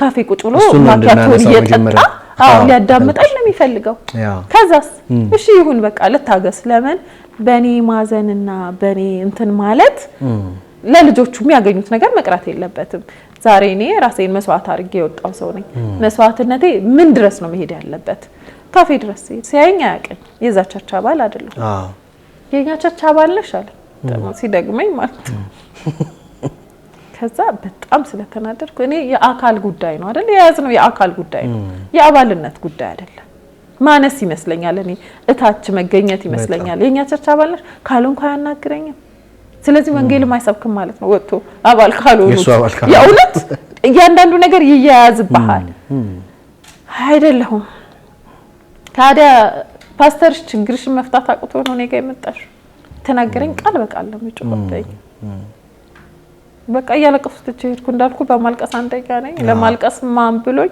ትቼ ሄድኩኝ ከዛ ቆይ ምናምን አጠገቡ ያሉ ሲሉ ብዬ ሄድኩኝ እና ብዙ ከአንድ አገልጋይ ፓስተር ከምትላቸው እግዚአብሔርን ያውቃሉ ከምትላቸው ሰዎች ማይሆን ነገር ያገኘውባቸው ነገሮች አሉ እና ምን አሰብኩኝ ኢየሱስም መጽሐፍ ቅዱስ ላይ አዘነ ራራላቸው ይላል አይደል ለከማይራሩ አገልጋዮች አሉ ማያዝኑልን አገልጋዮች አሉ መድረክ እየያዙ ነው ሚራሩትን ታውቃቸዋለ ለመንጋው ኢትስ ኦኬ አዌርነስ ለምን ለአባላቶቼ አዌርነስ ይፈጣል ይወቁ ይስሙ ዛሬ ላይ እኮ እንደወራሽኝ ገባው ኦቲዝም ዛሬ 13 አመት ሬር ነበር ዛሬ ከአንድ ቤት አንድ ልጅ አይደለም ሁለት ልጅ ሶስት ልጅ አራት ልጅ እንደደረስን ታምናለህ አራት ወልዳ አራቱም ኦቲዝም ያላቸው እናት አለች እኔ ጋር ነህሚያ ውስጥ 3 ልጅ ወልዳ 3 ኦቲዝም ልጆች ያሏት እናት አለች ዛሬ ሁሉንም በራኳኳ ያ ጉዳይ ዛሬ ላይ አንቺ ክርስቲያን እህት አይደለሽ ተቀበይ እያሉ ይደውላሉ ያኔ እኔስ መጣስ የኛ ልጆች የነሱ ልጆች አልነበሩ ያውለት እና ትንሽ ቤተክርስቲያን ላይ ያለው እንትን ትንሽ ያሳዝናል አይርቼ ማንሳትሽ ትክክል ነው ብያምናለሁ አንደኛ መወቀስ ያለበት አካል መወቀስ አለበት ሁለተኛ ደግሞ እንደው ባለማወቅም የገፉ የነበሩ ሰዎች አሁንም ድረስ ስራው ሰፊ ይመስለኛል ቤተክርስቲያን አሁንም በሯን ክፍት አድርጋ ኦቲዝም ላይ በተመለከተ ሌሎችም ችግሮች ላይ በተመለከተ ምዕመናን ማስተማር አለባት መከላከል ማስታጠቅ እና እንደናንተ ደግሞ ወጥቶ ለማስተማር ለመርዳት ዝግጁ የሆኑትን ሰዎች ደግሞ ማገዝ በሚቻለው መንገድ ማገዝ መቻል አለባት ብዬ አምናለሁ ቸርቹ ያላስተዋወለው ነገር ምንድነው? አሁን እኔ በጣም የገረመኝ ፓስተር ኢዮብ ሲፈቅድልኝ የመጀመሪያው ፈቃድ ስለሆነ እሱን አነሳለሁና ሲፈቅድ እዛ ውስጥ የነበሩ ሰዎች ስንት አይዲያ መከሩ መሰለ ወደ ኋላ መለስ ብለው የተወሰኑ ሰዎች እንደው መጡ እኛም ልጅ አለን እኮ ብለው ለፓስተር ሳይነግሩት ይቀሩ በድፍረት ለድፍረትም ለማውጣትም መስበር ያለብን በሁሉ አንግል ነው ካልወጣ ይሄ ኃጢአት እርግማን የሚለው ነገር በር ከተደበቀ ለዛ ልጅ ማን ነው ተጠያቂ የሚሆነው? የእውነት ቤተክርስቲያን እንትኖቹ መድረክ ሲሰጡክ ግንዛቤውን ትፈጥራለህ፣ ህዝቡን ታስተምራለህ። ለምን ሌላው የሰለጠነው ዓለም ኃጢአት ምናምን ሲል አይገኝም አሁን ላይ በዚህ በሰለጠነ ዘመን ስፔሻሊ እና እዛ ውስጥ ደግሞ ስንት ሪሶርስ ታገኛለህ መሰለ አይዲያ ጓደኛ ይሆኑሃል። በመስሪያ ቤትኛ ስሞል ግራንት አለ እንደዚህ አይነት ገንዘብ አለ የኛ መስሪያ ቤት ብለው የምታገኘው ብዙ ነገር ነው እዛ ውስጥ ያቺን መድረክ በመፍጠራቸው ለኛ ለልጆች የተሻለ ነገር መፍጠር የሚችሉ ሰዎች ናቸው። እነሱ የሚያዩት ምናልባት ህዝቡ ያው ገንዘብ ያዋጣል ካዋጣ ኔክስት እነሱ ለሚጠይቀው ጥያቄ ላይሆን ይችላል ብለው ነው። ግን ስሰጥ ነው የምትባረከው አይደለ? ማንም እኮ እምቢ ብሎ እኮ የሚባረክ ሰው የለም። ስለዚህ እዛ ውስጥ ያገኘነው አሁን ለምሳሌ ፓስተር አቢ ምሻው ሲፈቅድልኝ ማላቀው ሰውዬ እስካሁን አግኝቼው አላቅም አቶ ሰለሞን ይባላል። አንድ ሙሉ አይሱዙ እቃ እሁድ እነሱ ጋር ንግግር እንዳረኩ ማክሰኞ መጥቶ የቢሮውን እቃ በሙሉ ሞልቶልን ሄደው እሱ የሆነ ድርጅት ከፍቶ ነበር አልተሳካም።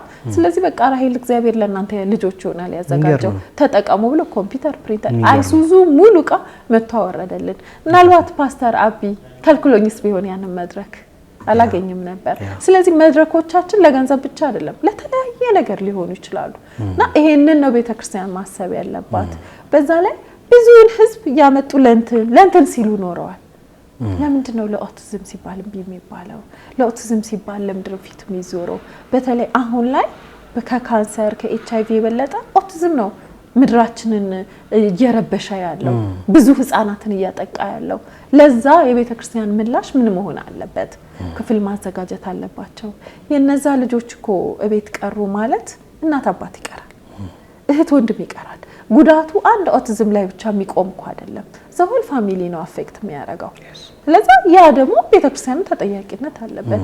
በእውነት ስንሞት ስለሆነ ነው የምንጠየቀው። እግዚአብሔር በቁም አሁን ቢጠይቅ እንዴት ጥሩ ነበር እላለሁ አንዳንድ ጊዜ ከፍርድ በኋላ ከሚሆን ዛሬ ላይ የምትጠየቅበት ነገር ጥሩ ነበር። ለዛ ነው አይ ዶንት ኖ እኔ ምን ኢቭን እምቢ ሲሉክ በቂ ሪዝን እንኳን አይነገርህም።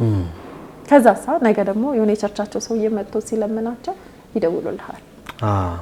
የሚገርመኝ ፓርት ካንቺ ለመጠቀም ነው የሚፈልጉት እንጂ በራቸው ላንቺ አገልጋያችን ነው በጣም ስለተረበሸ ልጁን ተቀባዩ ትባላል እና ትንሽ የሚገርም ነው። እንኳን አነሳ ነው ሪቺ ጥሩ ነው።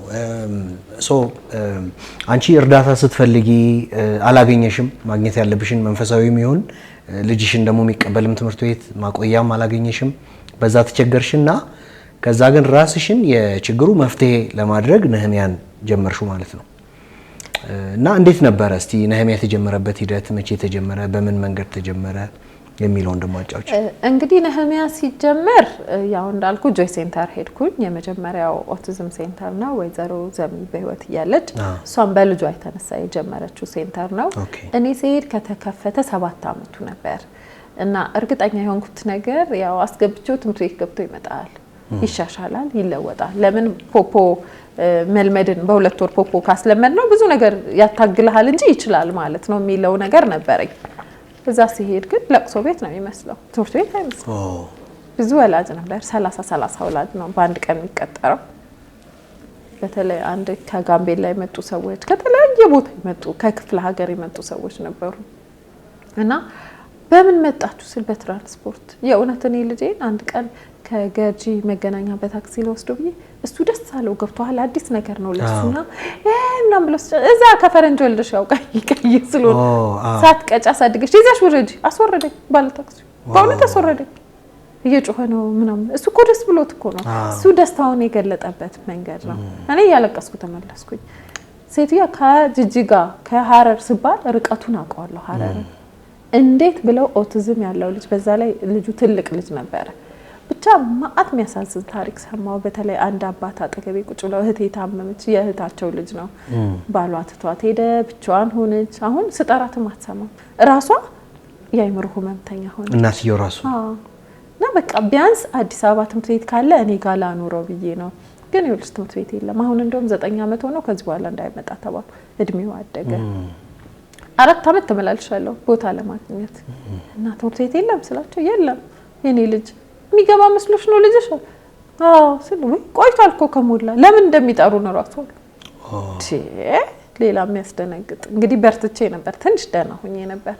ድጋሚ ሄጄ ቼክ ሳረግ እንኳን የሳቸው ትልቁ ልጅ ያንቺ ልጅ የማይገባም እንዲለም ስላ ዌቲንግ ሊስት ላይ ስንተኛ እንደተመዘገብ ታውቂያለሽ? በተጠባባቂ አይ ስላት እኔ ስትከፍታ 463ኛ 462 ልጅ አለ ስላት አዎ በኢየሱስ የሚገባ መስሎሽ ነው የመጣሽው?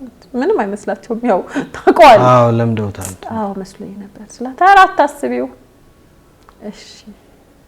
ከዛ ለባለቤቴ በቃ ትምህርት ቤት የለም ቦታ የለም። እንደገና በቃ ማልቀስ ጀመርኩ። ትምህርት ቤት ከሌለ ምንድነው የማደርገው? ይሄ በቃ ከኢትዮጵያ መውጣታችን ነው። ለምን ከኢትዮጵያ ውጭ ብዙ ኦቲዝም ሴንተሮች አሉ። ስለዚህ በቃ የሆነ አንዱ ጋር ሄደን እንኖራለን። ያው የኤርትራዊ ኬዝ ስላለብን አሳይለም ለማግኘት ጥሩ ነው። ብዙ ቤተሰቦቻችን የኔም የባለቤቴም ተሰደው ወጥተዋል ከኢትዮጵያና እሱም ብቻ አስቢ በቃ ሲለኝ እዚህ ሲያገናቸው ደግሞ የሚገርም ዞር ዞር ብዬ እናቶቹን ጠየቅኩና አብዛኛው ሲንግል ማም ናቸው። ልጆቻቸውን አልጋ ስራ አስረው ሶፋ ጋር አስረው ስራ የሚሄዱ ናቸው። ልብስ አጥበው ምናምን አቅም የሌላቸው ሰዎች ናቸው። ለነዚህ ሰዎች እንዴ ለነሱ ምን አለኝ አሳዝንም ትምህርት ቤት ሳይኖር ምናምን ስል አዎ ግን እኛ ማድረግ የምንችለው በቃ ይሄን ልጅ ይዘን ከዚያ ሀገር መውጣት ነው። በቃ ምን እንደምንም ብለን መውጣት አለብን። ብዙ ትራቭል ያደርጋል እሱ በስራውና በቃ እሱ እንደሚሄድ ግን እኔ ግን በጣም አዘንኩኝ የእውነት እና ከዛ ታይንጂ አሁን እንደ ዴኬር መክፈት አይቻልም ከባድ ነው የሚሆነው ምናምን ማሰብ ጀመርኩ። ከዛ ቤት እህቶቼ መጡና እንደዚህ እንደ የማይመስል ነገር እንዳታስቢ በጣም ቀጭጬ ነበር ያኔ። ምክንያቱም አልተኛም፣ በቂ እንቅልፍ የለኝም፣ በቂ ምግብ አልበላም። ሁልጊዜ የልጄ ነገር ያሳስበኝ ነበር። እቺ ስጋሽን ደግሞ የባሰ እንዳጨርሻት በቃ እንዳታስቢው እንደዚህ አይነት ትምህርት ቤት። እዛ በኋላ መጸለይ ጀመርኩ። እግዚአብሔር ታሪክ መስራት ይችላል። የእውነት እኔ ደግሞ ከልጅነቴ ጀምሮ ታገለግኛለሽ መባልበት ነገር አለ። አንደበት ሆንሻለሁ የሚመጡ መልእክቶች አሉ። ልጅነቴን ዘመኔን በሙሉ ማቅበት። ከዛ አጋጣሚ አያቴ ሞተች፣ ጅማ ነው የምትኖረውና ለሷ ብዬ በባስ ሄድኩ። ሙሉ ቀን ጊዜ ነበረኝ። በደንብ ማሰቢያ ጊዜ ያገኘው በእውነት እንኳን ኖኒን ትቼ ሄድኩኝ አልኩኝ። ለምን ብዬ እህቴ ስላለች ትመጣልኛለች፣ እሷ ቴክ ኬር ታደርገዋለች። ግን ለኔ ማንጋል ሄድ ጌታ ሆይ ማስተዋልና ጥበብ ስጠኝ። ይሄን ስራ በዚህ ዙሪያ ብናገለግል የእግዚአብሔር እጅ መታ ኖኒን እንዳስተኛች ሌሎቹንም ማሳረፍ እንችላለን።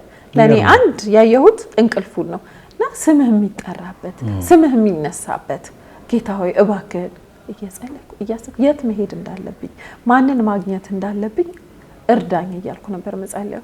ከዛ ስመለስ ኖኒን ከወለድኩ በኋላ አለርጂክ ነገር ነበረብኝና ከንፈሬ ካበጠ እዚህ ነው የሚደርሰው። 3 ቀን ነው የሚፈጀው። የሆነ እጄ ላይ ይወጣል ምናምን ይላል እና እሱ ያስቸግረኝ ነበረ። ኖኒ ከተወለደ በኋላ ነው። ከዛ አንድ ጊዜ መጽሔት ላይ ታነብ እንደዚህ የሚጸልይ ፓስተር ኃይሉ ሙሉ ወንጌል ድሬዳዋ የሚያገለግል የሱ ኢንተርቪው አነበብኩኝና ስልኩን ሳገኝ ደወልኩለት። ከጅማ ከተመለስኩ በኋላ እባክህ ፓስተር እንደዚህ ነበረኝ ነይ እንደውም በአጋጣሚ አዲስ አበባ ነኝ ያለሁት ጌሴም መጽሔት የሚዘጋጅበት ቢሮ ፓስተር ዝናው ጋር እዛ ነኝ። እዛ ሄጄ ተጸልይልኝ። ከዛ ለፓስተር ሌላ ምጸልይልኝ ነገር አለ ምን እንዲያስባለሁ እንደዚህ አይነት ልጅ አለኝ ስል እሱ የህይወት የልጁን ያሳለፈው ምስክርነት መሰከረልኝ። እሺ እንዴት እንደበረታው በቃ አዲስ ኃይል ነበር። እሱ በዚህ ኬዝ እሱ እንደሱ አይነት ልጅ ነበረው፣ ፓራላይዝ የሆነ ልጅ 4 አመቱ ላይ ነው በእግሩ ሄደ። የፋሲካ ቀን የገና ቀን በእግሩ ድክ እያለ መጣለ። ፈውስ አገልጋይ ነው፣ ብዙ እንትን ሲያገለግል ነበር። 7 አመቱ ላይ ትምህርት ቤት አስገብቼው ትምህርት ቤቱ አስጠሩኛል። ምን ነው ሲሉኝ እየሮጠ በጣም አስቸገር እባክህን 4 አመት አሳልፎ ነው ታውት ለሩጫ ነው እንዴ ይሩጥበት ልጅ እግዚአብሔር ፈቶ የለቀቀው ልጅ ነው ብዬ መጣ። እንዴት ፈወሰኝ መሰለ ውስጤን። ከዛ በቃ እግዚአብሔር አብሮኛል ጸልይልኝ በቃ እግዚአብሔር ስም ይጠራበት እንዴት እንዳበረታታኝ። ከዛ ፓስተር ዝናውን እንደዚህ ነበር ለምን መጽሔት ላይ አናወጣ የሚረዱሽ ሰዎችም ነገሩ ተቀጣጠለ። የእውነት ከኔ በላይ እግዚአብሔር ስለ ስሙ ሲል ጣልቃ ገባ። ጌሴ መጽሔት ላይ ወጣ። ከዛ ምልጃ ላይ ሳሚ ነበር እሱ ምልጃ ላይ አወጣ። እንደውም ጠርተውኝ እዛ ላይ በጣም ተጸለየ እግዚአብሔር ምድራችንን እንዲያስብ። በዚህ ድህነታችን ላይ ኦቲዝም ልጅ ማሳደግ በጣም ከባድ ነው። እሱ ተጸለየ እያለ ይሄ ሁሉ ሲደረግ ባለቤቴ እንዳልኩ በጣም በቃ ውጭ እንወጣለን ስላለ ልቡ ሙሉ ነገሩ እዛ ላይ ነበር። እሱ ብቻ ሳይሆን እህቶቼ ያው ረዲም የለችም ቤት ያለች ስፔን ያለች እሷ ደግሞ ምን አገኘች ስፔን ውስጥ እኔንና ልጄን ብቻ ስፖንሰር የሚያደርግ ድርጅት።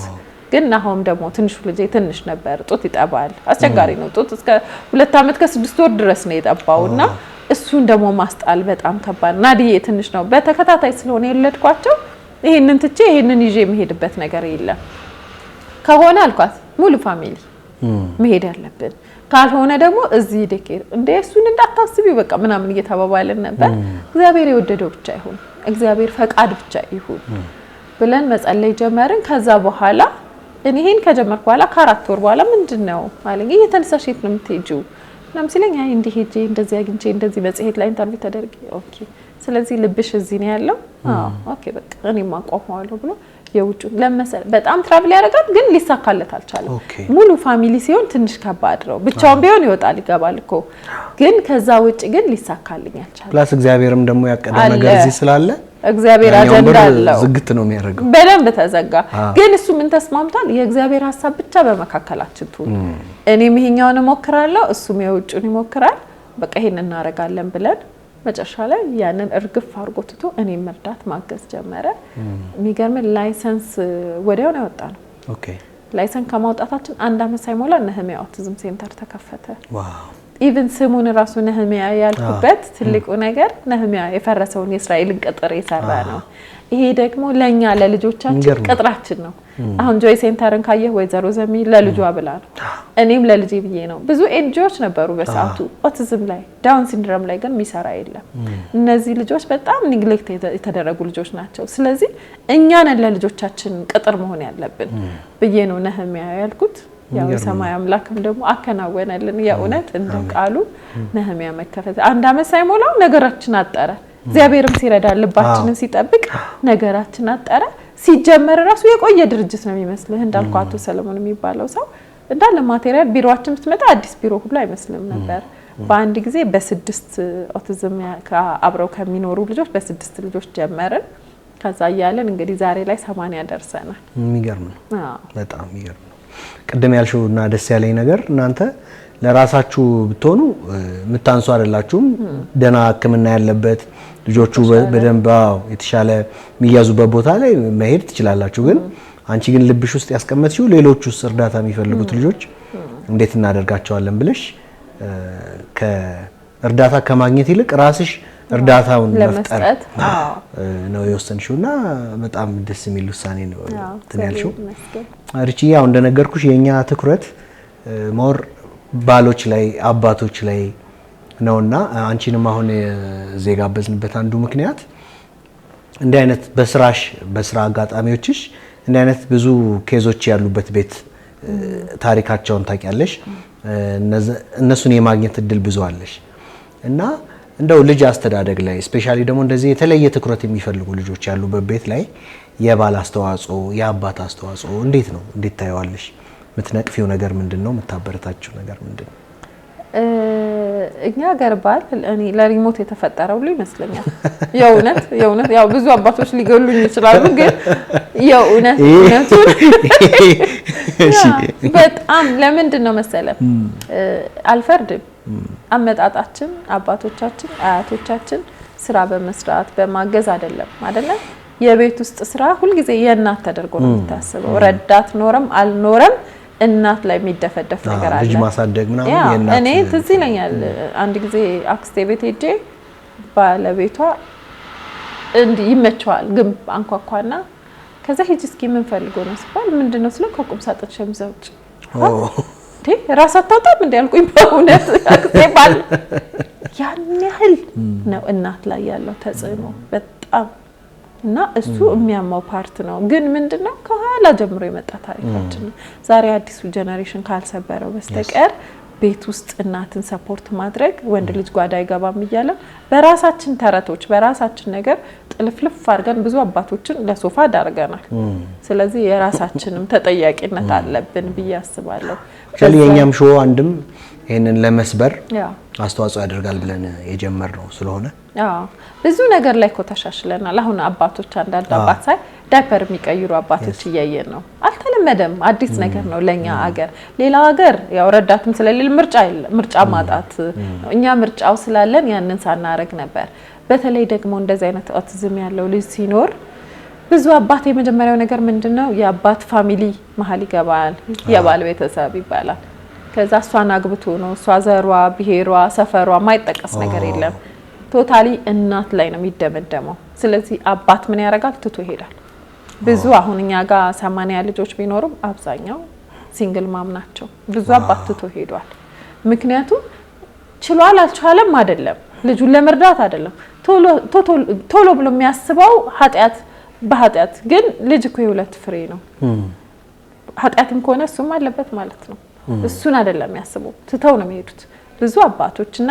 ያቺን እናት እኔ ህሊና የሚባለው ነገር እኮ የትም ብትሄድ የሚከተልህ ነው አይደል ህሊና እዚህ ስትገባ እዛ ሳትገባ አይደለም ያንን ህሊና ይዘው ሄደው እንዴት ተኝተው እንደሚያድሩ እንዴት ሌላ ላይፍ እንደሚጀምሩ ግራ ነው የሚገባኝ እዚህ ጋር አባባ ማይል ልጅ አለ በአይኑ ግን እኮ ይፈልጋል አይኑ ክርትት ይላል ቃላት ነው የሌለው ያንን ልጅ ትተው እኔ እንዴት እንደሚያድሩ አላውቅም እና አብዛኛው ጊዜ እንደዚህ አይነት ልጅ ሲኖር ትተው ነው የሚሄዱት ብዙዎቹ በእኔ ዙሪያ እኔ እንጃ ሲኖሩ ጎበዝ አባት ሲኖር ያስደነግጠኛል እንደው እንዴት ጎበዝ ሆነ ለምን መሰለው ጎበዝ ሆኖ ሚስቱ አጠገብ ሆኖ እንዲያስፈልጋታል ሲያስብላት ይገርመኛል አሁን አንድ ጎበዝ አባት አለ ምሳሌ ለመናገር ሲያትል ነው ያለውና እዚህ ሀገር አሁን ለቫኬሽን ሊመጣ ነው የሚያሳስበው ልጇ ትምህርት ቤት ስለመግባቱ ሳይሆን ሚስቴ እንዳትጎዳ ቦታው እንዳይርቃት የሚያዩበት እይታ በነገራችን ላይ ልጅ እኮ ሁለተኛ ነው አይደል ሚስት ናት እኮ አንደኛ ባል ነው አንደኛ እኮ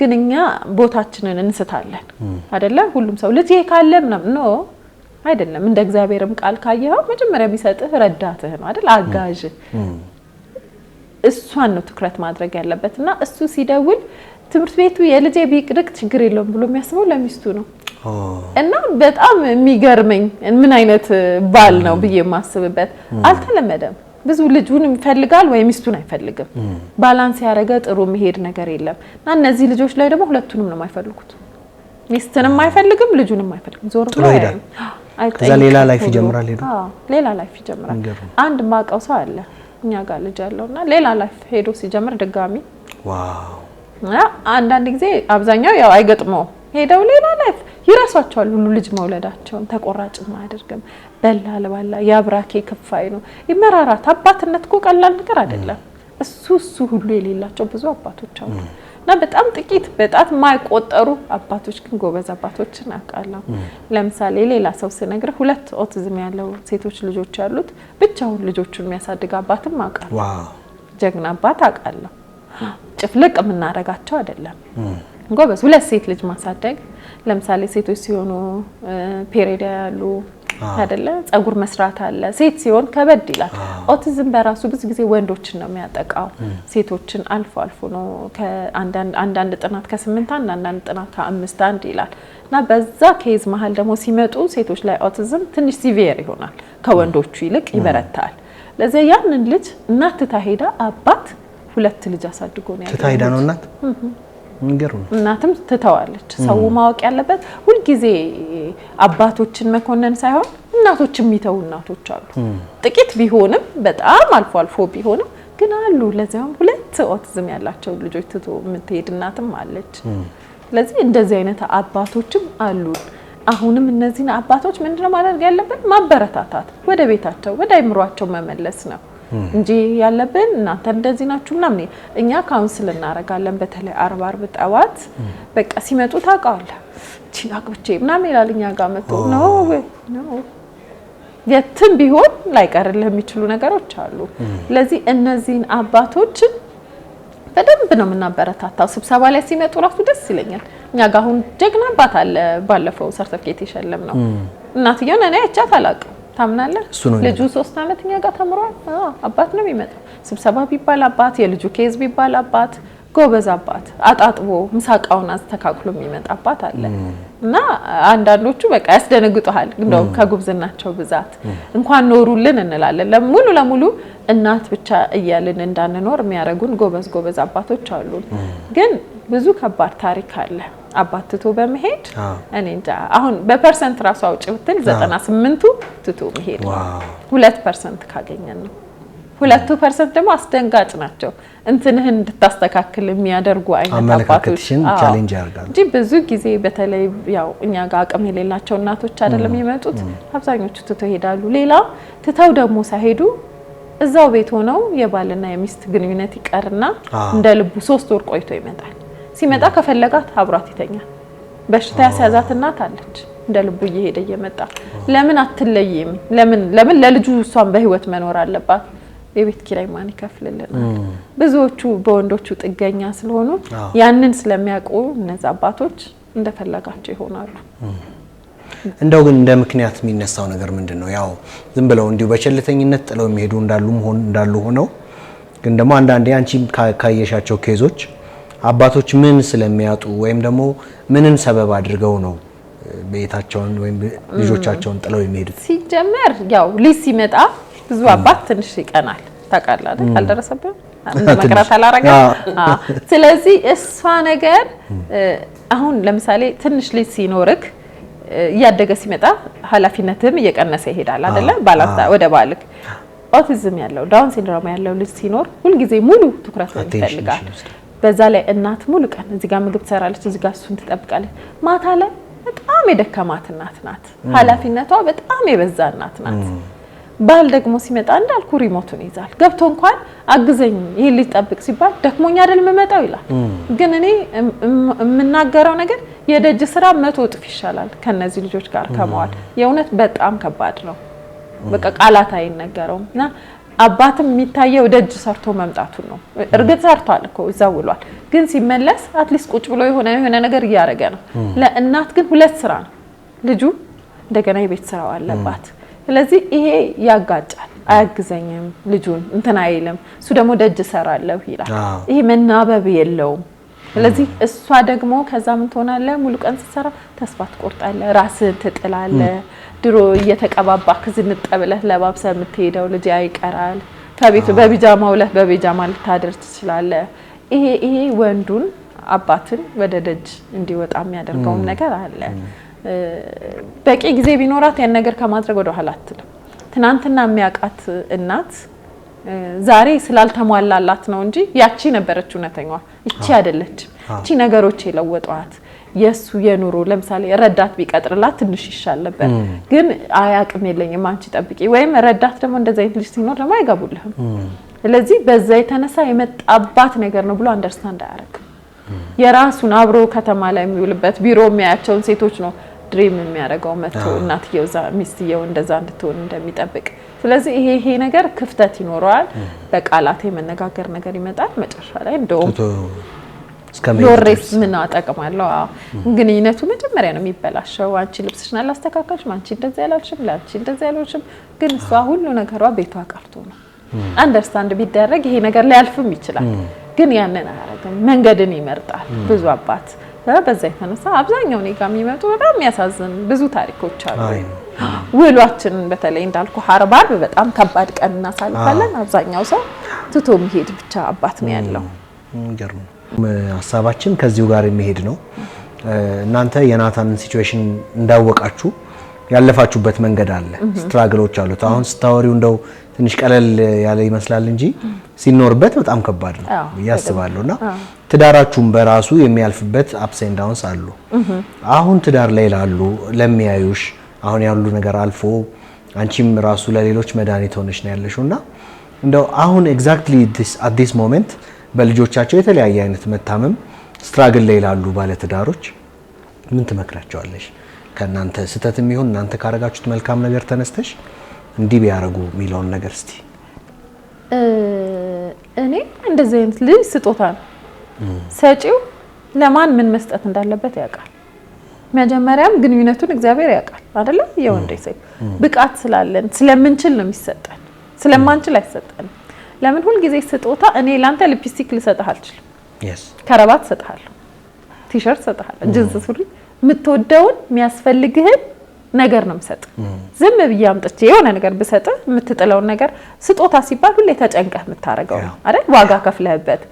እግዚአብሔር ያንን ልጅ ስጦታ አድርጎ ሲያመጣልህ ትሪት አድርገህ መቀበል መቻል። ነገ ትጠይቅበታለህ።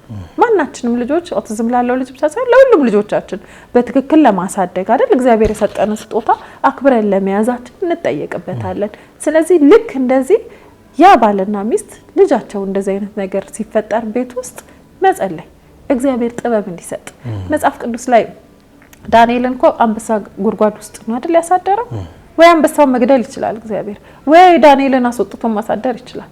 አስገዛለት ይላል አይደል? አንዳንድ ነገር ላይፋችን ላይ የሚመጡ ነገሮች ላይ እግዚአብሔር ማስገዛት ይችላል።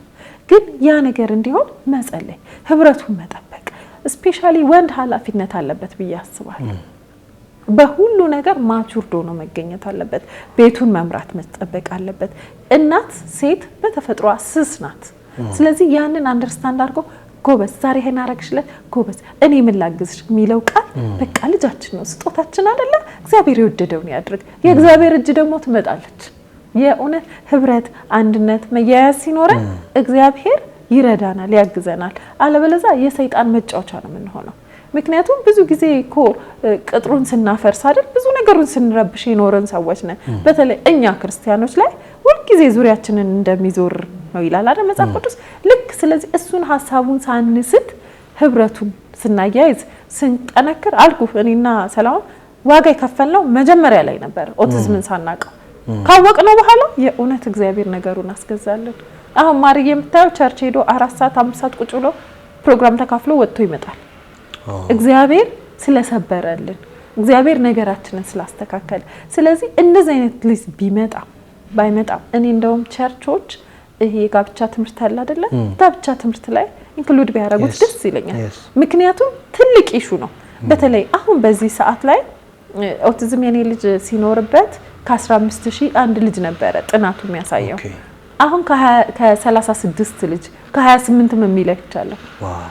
ብዙ ቤት እየገባ ነው ያለው። ስለዚህ ይሄ ብዙ ቤት የሚገባው ዲስኦርደር ምን ያህል ሬዲ ነን? ባልና ሚስትን ቸርቾች የጋብቻ ትምህርት ሲያስተምሩ እንደዚህ አይነት ልጆች ቢወለዱ ስጦታን በትክክል መያዝ፣ አክብሮ መያዝ፣ አባት ምሳሌ መሆን አለበት።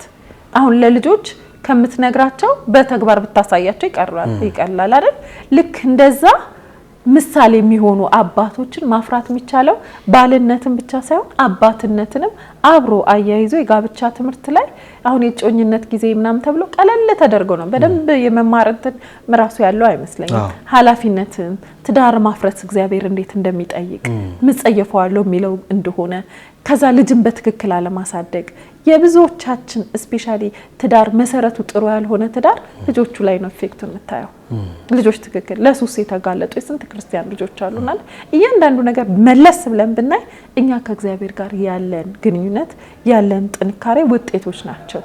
ስለዚህ ነገ ለምንፈጥረው ትውልድ ዛሬ ላይ ማስተዋል መቻል አለብን ብዬ አስባለሁ። ስለዚህ ተያይዘን ማሸነፍ ይቻላል።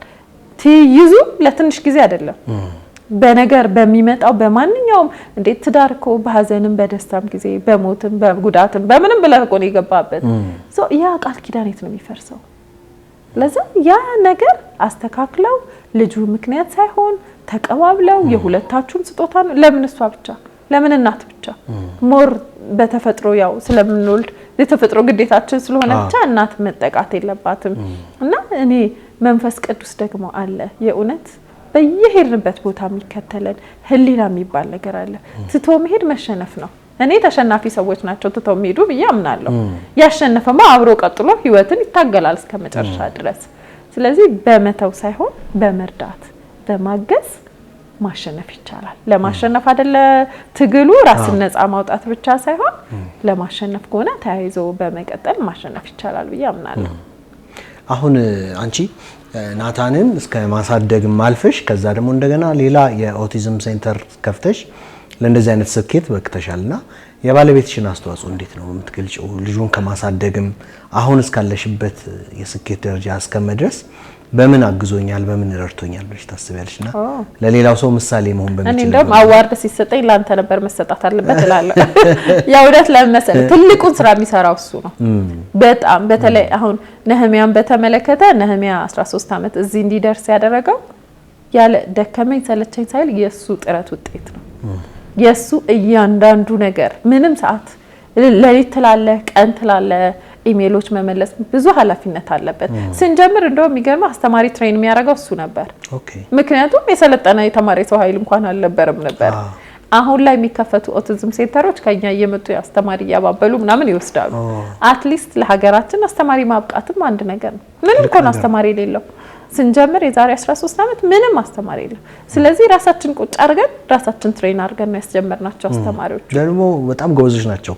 የመጣን ጊዜ ተስተውሽ ከሆነ በየክፍሉ አይተናቸው ነበርና ልጆቹን እንዴት በትዕግስትና በንቃትና በፍቅር ነው የሚይዟቸው። እግዚአብሔር ሲባርክህ በሰራተኛ ይባርካል።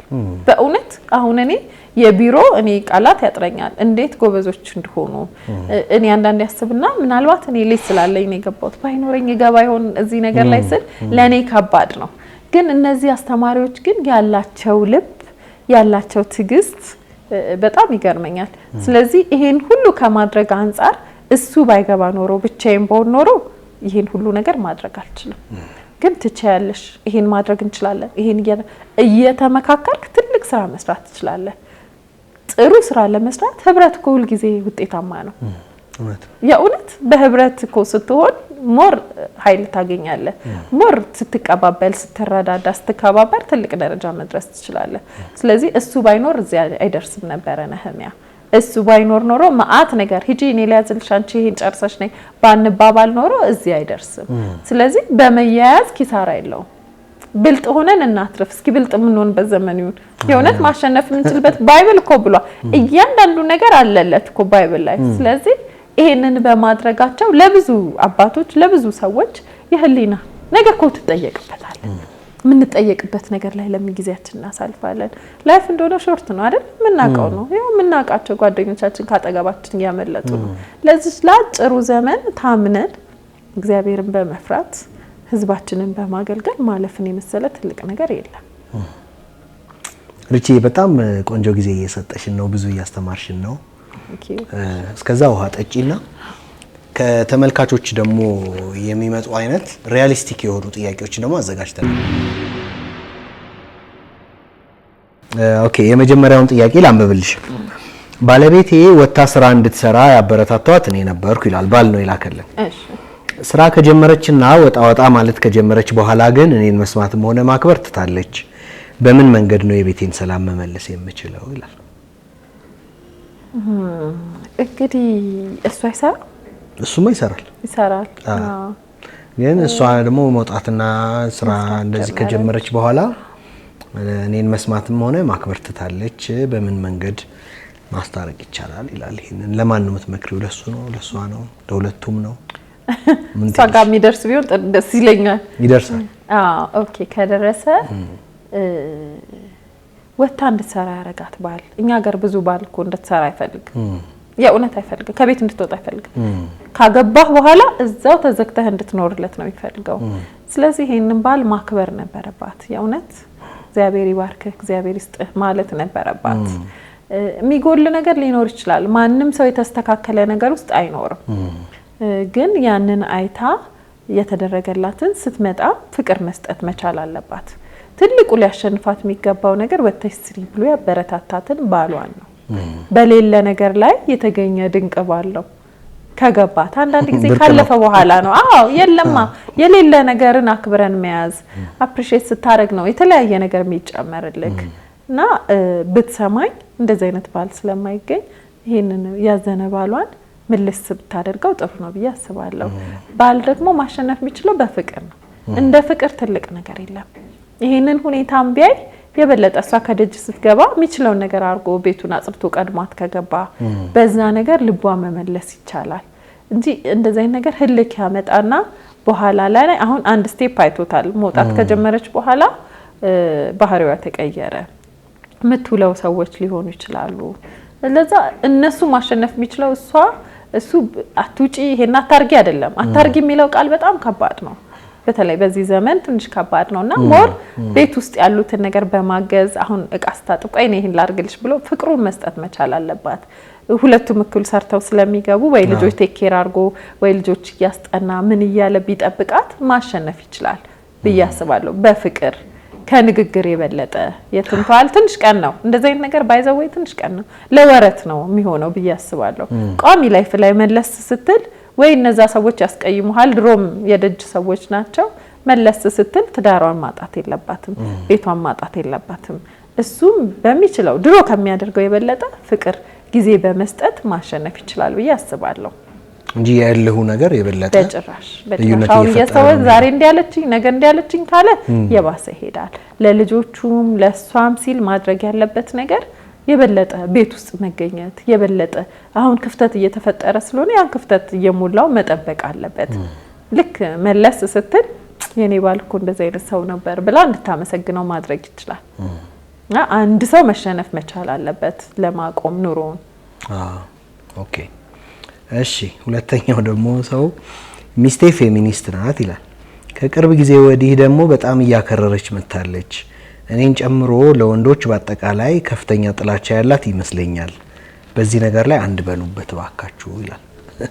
ይሄንን ላንቺ ያቀርብኩልሽ ለምንድነው ካለው የዘመናዊ እንቅስቃሴ አንፃር አንቺ ጋር እንደሱ አይነት ኤክስፖዠሮች ምናምን ይገጥሙሻል ብዬ አስባለሁ። እና አጠቃላይ በሙቭመንቱም ዙሪያ ይሁን እሱም በላከልን ጥያቄ ዙሪያ ማለት የምትችይው ነገር እስቲ መንፈሳዊ ነገር ስለሆነ አብሮስ ይሄዳሉ የሚለውን እስቲ አንሺበት። እኔ አንዳንድ ስልጣኔ ሰይጣን በጣም ፕላን አድርጎ ነው የሚመጣው ብዬ አስባለሁ። የእውነት አይደል አሁን ላይ ያለ ነገር ከአይምሯችን በላይ ነው። አሁን ስታስበው የሴቶችን ጥቃት ምናምን ስትሰማ ይጎትታል እኮ የእውነት ምናልባት እኛ ብቻ ሆኖን እቺ ምድር የሚያስብልህ ነገር አለ። ግን ለኛ የመኖራችን ትልቁ ሚስጥር ያለው መጽሐፍ ቅዱስ ላይ ነው። ወንድ የሴት የበላይ ነው። ሴት ለወንድ መገዛት አለባት። እሱ መውደድ አለበት ለባሏ ማለት ነው። ለባሏ መገዛት አለባት በቃ ካልተገዛ ኑሮ አይሆንማ። እሱ ደግሞ መውደድ አለበት። እሱ ውስጥ መውደድ ከሌለ ነው ችግር የሚፈጥረው። ግን ዞሮ ፌሚኒስት በመሆን እኔ አላምንም። ምክንያቱም ተጠባብቀን ነው መሄድ ያለብን። ተዋደን ተከባብረን አንድ ሳይድ ይዞ መለጠጥ ትንሽ ከባድ ነገር አለው። የተበላሹ ወንዶች እንዳሉ ሁሉ አይደለ ብዙ ምን ሰማቸው ታሪኮች እንዳሉ ሁሉ የተበላሹ ደግሞ ሴቶችም አሉ። የሴትም ታሪክ እንሰማለን። ቀላል ብዙ ነገር እንሰማለን። እንደውም እስክንሸማቀቅ ድረስ ገንዘብ የሌለው ወንድ ምናምን እያለች እግዚአብሔር አብሮ ሲባረክ ነው እኛ የምናውቀው።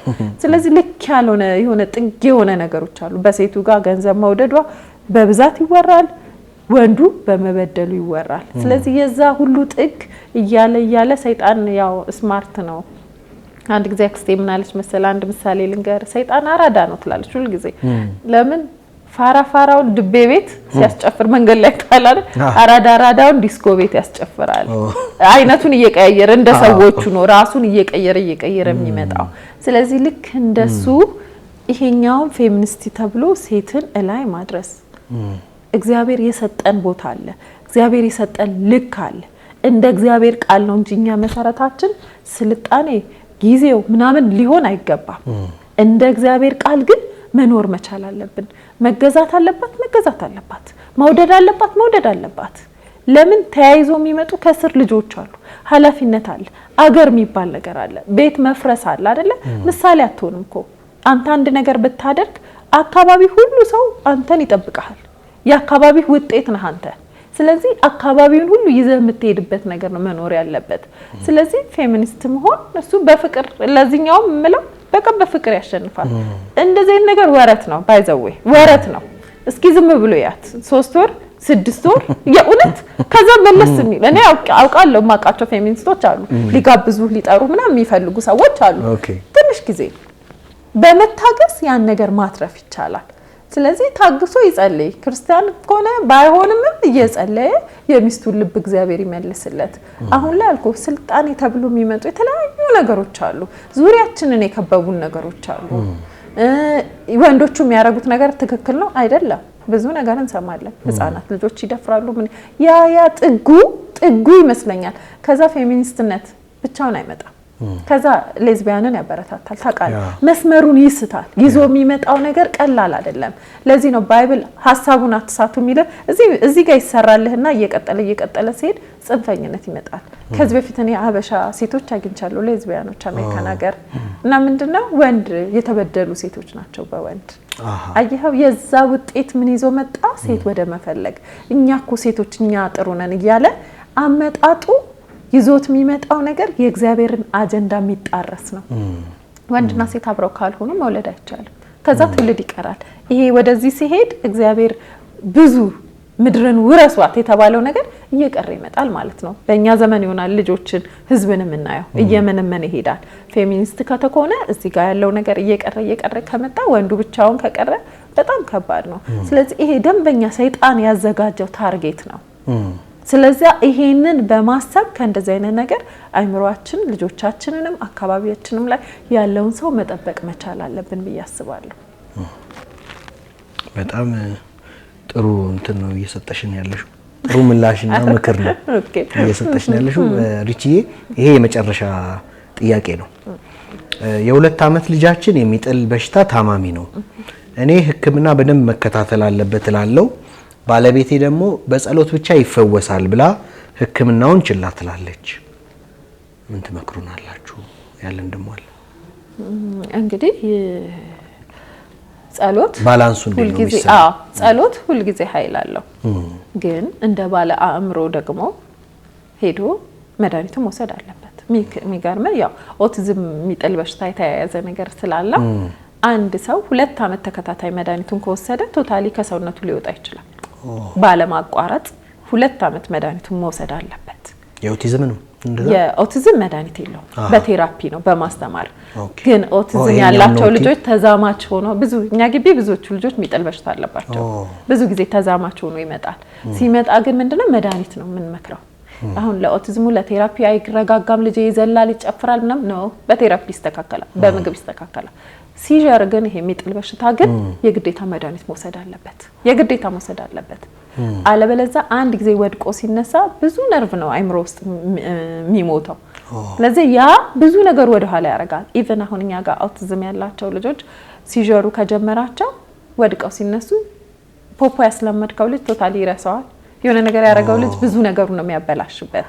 ያ እንዳይመጣ ቶሎ መድኃኒት መውሰድ አለበት። በሰዓታቸው መድኃኒታቸውን አክብረው 2 ዓመት ተከታታይ ከወሰዱ በኋላ ደግሞ ቼክ አፕ መሄድ አለባቸው። ከዛ ይሄ የሚሰጠው መጠኑ ይቀነስላቸዋል። እየተቀነሰ ቶታሊ ያቆሙ ልጆች አሉ። መድኃኒቱን መውሰድ አለበት። ጸሎቱንም እየጸለዩ መድኃኒት ይወሰዳል። ማንም ሰው እኮ ሲያመው እኮ እየጸለየን ሐኪም ቤት አንሄድም እንዴ? እውነት እንዴ? ጸሎት ብቻ ጸሎት ይሰራል፣ በደንብ ይሰራል። መድኃኒቱንም እየወሰዱ መጸለይ ይሰራል። እንደ ባለ አእምሮ በተለይ አንዳንድ በሽታዎች አሁን እንደ ሲጀር አይነት በሽታ የግዴታ መድኃኒት መውሰድ አለብክ። እየወሰድክ የእግዚአብሔርን እጅ ትጠብቃለህ። የተፈወሱም ሰዎች አሉ። ግን ልጁ እየወደቀ እንደዛ እየሆነ ነው እኔ ጸልያለሁ ተብሎ ድርቅ ማለት ትክክል ነው ብዬ አላስብም። እግዚአብሔር ለዶክተሮችም እውቀትን ይሰጠ መድኃኒትን ይሰጠው እግዚአብሔር ነው። እና የሞቱም ሰዎች አውቃለሁ ባይዘው በዚህ ጉዳይ ላይ እና ወላጅ ባለም ሚስትም ቁጭ ብለው ጸልየው የኡነት ህብረት ይሄ አሁን እንምልክ ህልክ መያያዝ ኳለ ትዳር ላይ እኔ ይሄንን ነው ማረጋው ይሄንን ነው ባለሙያ ለምን አያማክሩም? ሄደው እናትና አባት ተያይዘው አንድ ሐኪም ጋር ሄዱ። እስኪ የሲጀር ሐኪሞች ብዙ አሉ። እኔ ራሴ ልነግርህ እችላለሁ። እዛ ላይ ትልክላቸዋለህ አድራሻ ሄደው የዚህ መድኃኒት በነፃ የሚሰጥበት ቦታ። ስለዚህ ልጁ መድኃኒት መጀመር አለበት። አሁን እንደውም የ2 ዓመት ልጅ አይደለ? በጣም ጥሩ ነው። እስከ 4 ዓመት ከወሰደ ከዛ እናየዋለን። ከዛ ሊያልፍም ይችላል፣ ያንዳንዶቹ ያልፋል። ግን መድኃኒቱን መውሰድ አለባት። እኔ እንዳለሁበት እንደ ስራ እንደ ባለሙያነት መጣ መድኃኒቱን መውሰድ አለበት። እንጸልያለን። እኔም እኮ አሁን ለልጄ እኮ ኦቲዝም ላለበት ልጅ ጸልያለሁ፣ ቴራፒውን እሰጣለሁ። እግዚአብሔር ድንገት ይመጣል አይደል? የድንገት አምላክ ስለሆነ የምናመልከው ይሄም ልጅ እግዚአብሔር ድንገት ይፈውሰዋል። ይመጣል እግዚአብሔር እንጃ ያሉ መድኃኒቱን ግን በአስቸኳይ መጀመር አለበት። ሪቺ እንግዲህ የነበረን ጊዜ ይሄ ነው። በጣም ከተጣበበ ጊዜሽ አስቸግረንም ቢሆን 5 ጊዜ አስታውሰንም ቢሆን ስለሰጠሽን በጣም የተወደደ ጊዜ በጣም እናመሰግናለን። እግዚአብሔር ይባርክሽ። አሜን። ተመልካቾቻችን እንግዲህ የዛሬው ፕሮግራማችን ይሄንን ይመስላል። ብዙ እንደተጠቀማችሁ እንደተማራችሁ ተስፋ እናደርጋለን። ሀሳብ አስተያየታችሁን ደግሞ አድርሱን፣ ኮሜንት አድርጉልን፣ ይደርሰናል። ስለነበራችሁ ከኛ ጋር ስለቆያችሁ በጣም እናመሰግናለን። መልካም ጊዜ